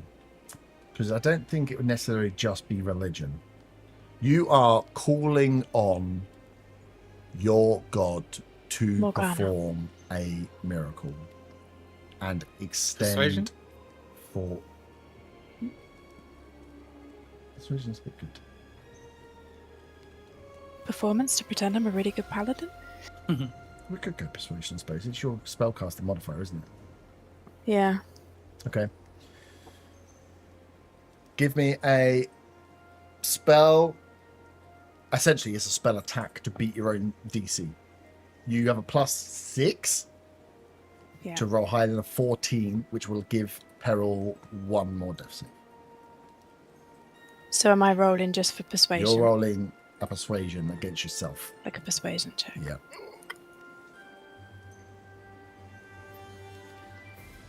I can't look. It's 14. Beats it. Okay. Fucking hell, you want to keep that any closer? Oh. Willow, I sent it directly to DM as well from my death saves, but I can screenshot it for the others. it's the only dice I've seen rolled this whole entire time because I've got your character sheet open. Oh, okay. So I did actually see the fluffy dice, which made me sad, but then I saw the number. Okay. They're unicorns. Willow, well, I'll say that's your action, bonus action. Yeah. Thank you. To call out. See, as you feel out with Spare the Dying, you feel that, yeah, there is nobody there to spare from dying because death has already occurred. Burning a channel of divinity, you pull on, probably the first time you've had to pull on in this situation to pull on your god. And it seems that Morgana, the god of luck, has answered.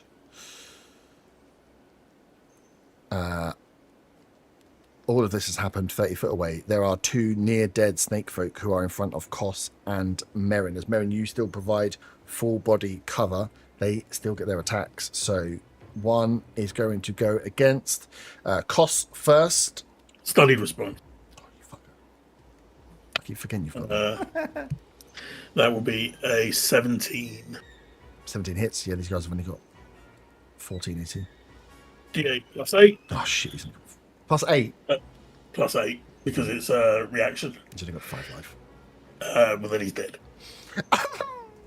Nice. So this one pulls the sword back and goes again. Quick as you are, you stab straight through as one goes down. One is still left though, and is going to go for Merrin, who is protecting the body of the Vortanus weasel. That is 11. Assuming that misses. Oh my god, a 10. I rolled a 4 and a 3.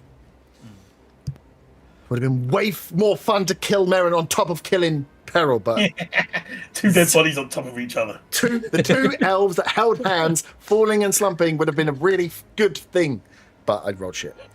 Zilna, you are up. I would say only Willow, you know what has occurred or what you've pulled on.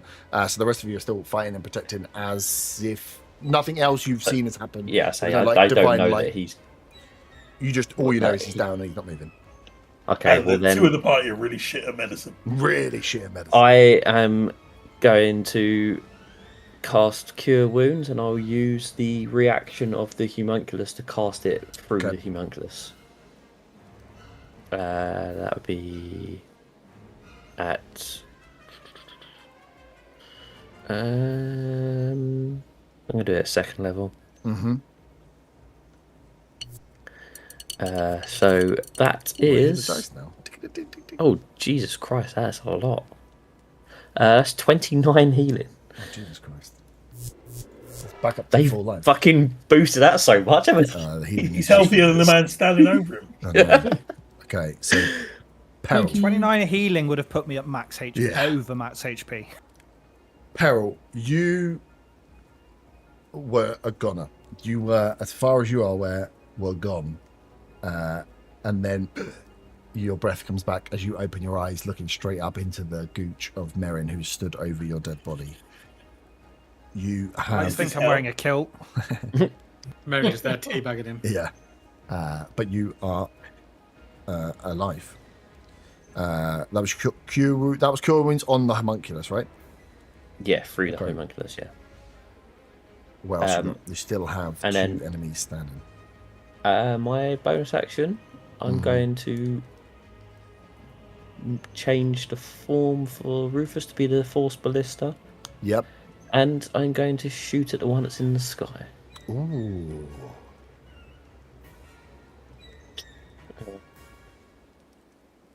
Always forget what the plus is for It's this. probably like a -1 or something. +7.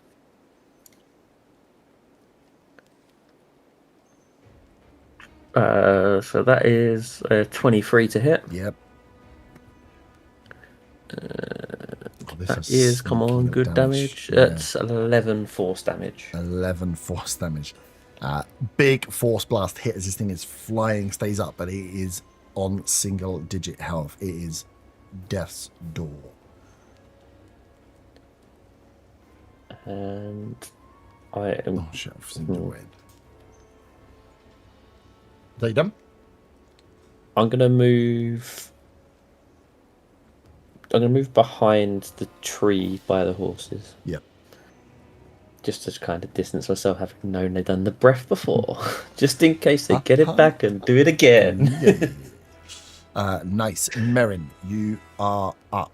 This one in front of you is incredibly weak and has tried to attack you. Yeah, Missed. we'll just try and hit him. You might want to stop teabagging the guy on the ground as well. Well, it's fine. I rolled a 12, so it doesn't matter. 12 misses. Bonus action, Sacred Flame. Can I have a dex save, please? Yes. That is a 6. It's a fail. That's 7 points of radiant damage. 7 points was enough. They both had 5 hit points each. As this one goes down, I'll allow you to step off the teabagged wizard. I can do, yeah, I guess. You don't have to. You can do. And oh fuck, I am going to move 40 foot to the east because there's still a dragon in the air that can fire things, and I'm low on HP. Nice. I know. Let's go 30 foot. Let's go 30 Okay, foot 30 because it saves you taking me off the. Oh, running TV. off the map. Yeah. Yeah. Who would run off the map? Yeah, I know. We would spend the whole time off the map and then wonder what's going on. Nice. On the next turn with 4 HP, this Dragon Abomination is going to fucking run. It wants to live, and it has 60-foot fly speed.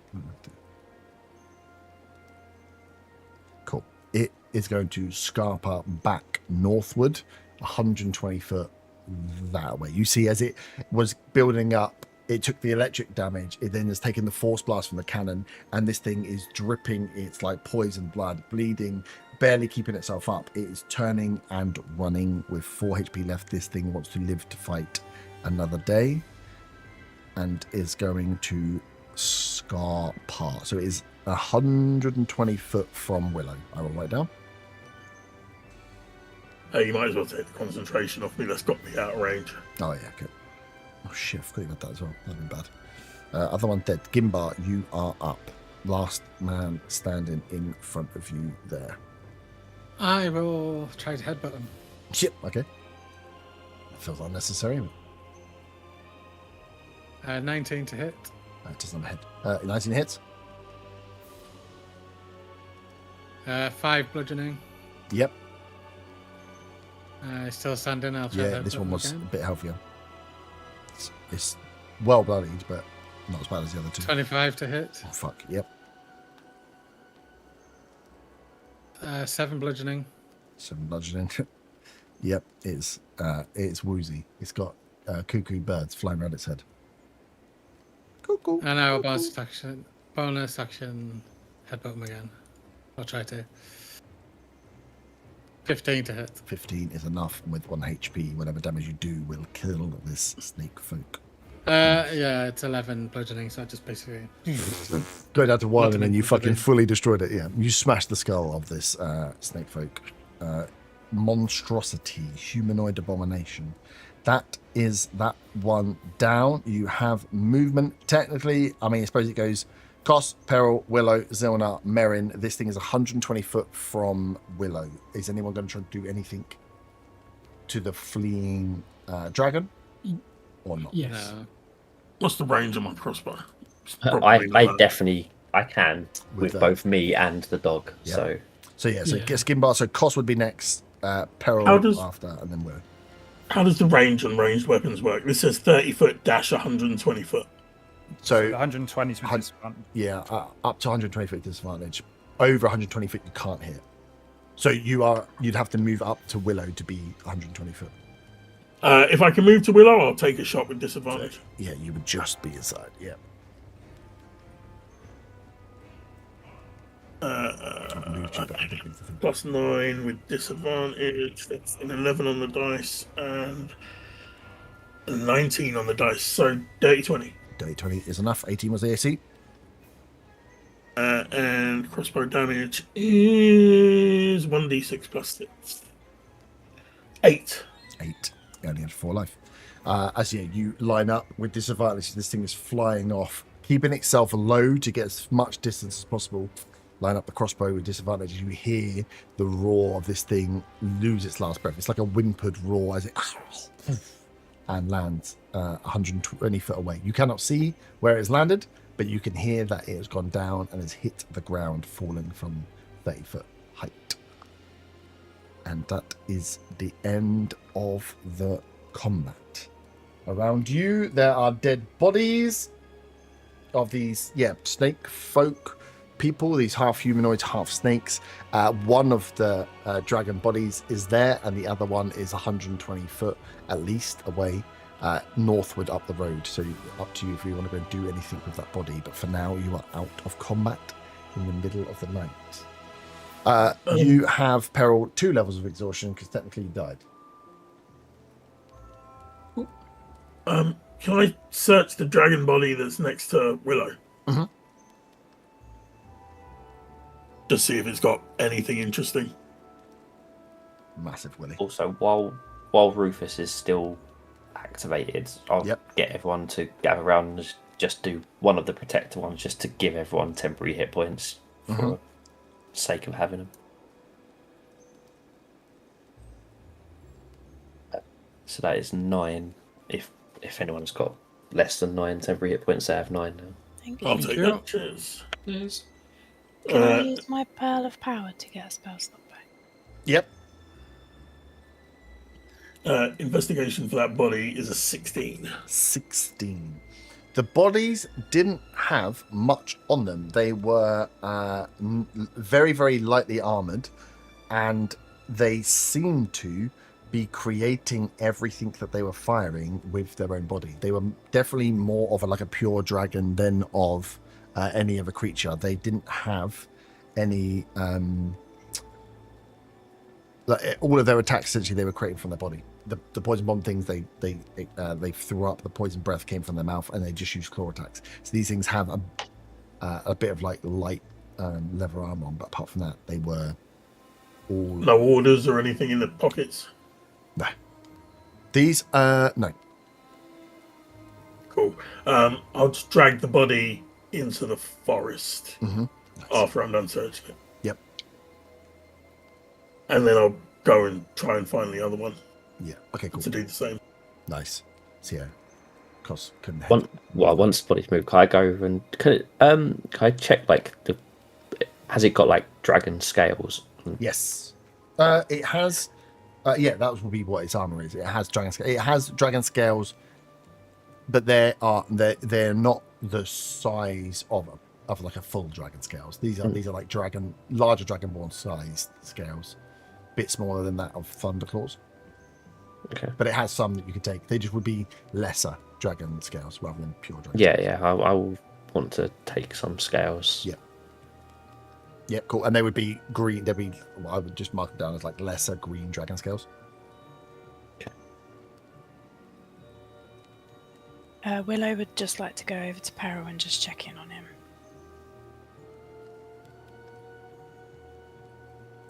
In like a paladin way.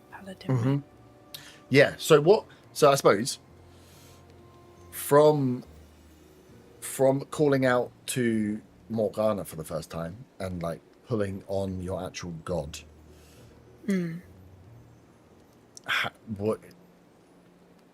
That would probably be the first time Willow's fully called out in a way to protect someone, and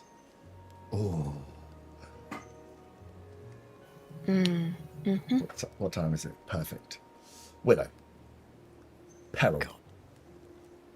As Willow, you go over to help Peril up. Peril, you would have just been able to get yourself up. You would have been starting to. You would obviously you're alive, but you've been sitting up, right? You've got 2 levels of exhaustion. You essentially feel like you died. As you go over, Willow, to help Peril, and you kind of offer a hand out to him, you both clock eyes with each other, and when you look into Peril's eyes, on him, just like coming round, like there's like a not maybe like a fear, but like a dazed look. Like he's alive. How's he alive? You can see on his face there's like a bit of panic, bit of daze, bit of not sure what's going on there. Can you give me an insight check with advantage, please, Willow?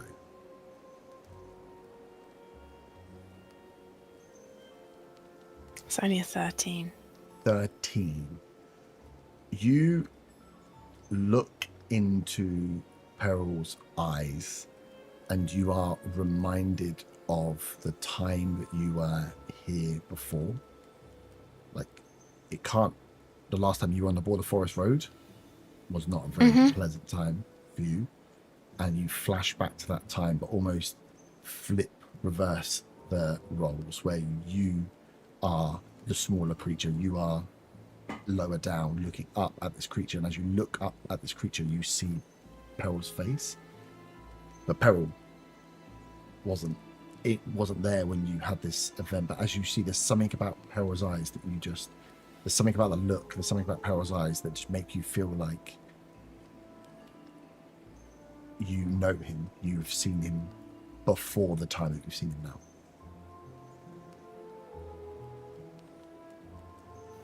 I know Peril. You have this look where almost you out of body switch, the roles reverse. You're down helping him, you're looking at him, he's got the scared look on his face, and it just brings you back to the time you were here, when you had that look on your face, when you were scared, when you were at your worst. And as you look up from that perspective, there's something about that scenario that makes you click, that makes you think, and you're sure that you have seen peril before. Okay. You don't. This is all just in your head. Peril, as you are sure you are dead, buddy. As you look up and you see that something has happened here that saved your life, and I think as you see kind of Willow coming towards you, there's like this dawning of what has happened and who had done something here. Clearly wasn't the idiots that fumbled around poking you in your wounds, trying to do medicine checks. That something from Willow has saved you in this moment. And I think we'll stop there. You will sort That yourself was out. intense. We can do checks. We can work out what you want to do. Go through the bodies, have a look at the snake folk, understand who knows what about what, but we can all pick that up next time, as you will need to regroup or decide, do you stay here and continue resting because you did not get your long rests, or do you carry on? Peril has 2 levels of exhaustion and you've all taken a bit of damage, but yeah, there are bodies here to deal with, to check, and then get on the road yourself. You are close to Eden. If you wanted to take a stop off, that's your closest town. Otherwise, it's pushing forward to keep hold of those guards and carry on towards Newmonger. But you've still got at least 2 days' travel in front of you. Wicked. I will pick it up next week. Oh, what a lovely, happy ending. If every week I could kill Peril, Pitbull will die. Ta-ta!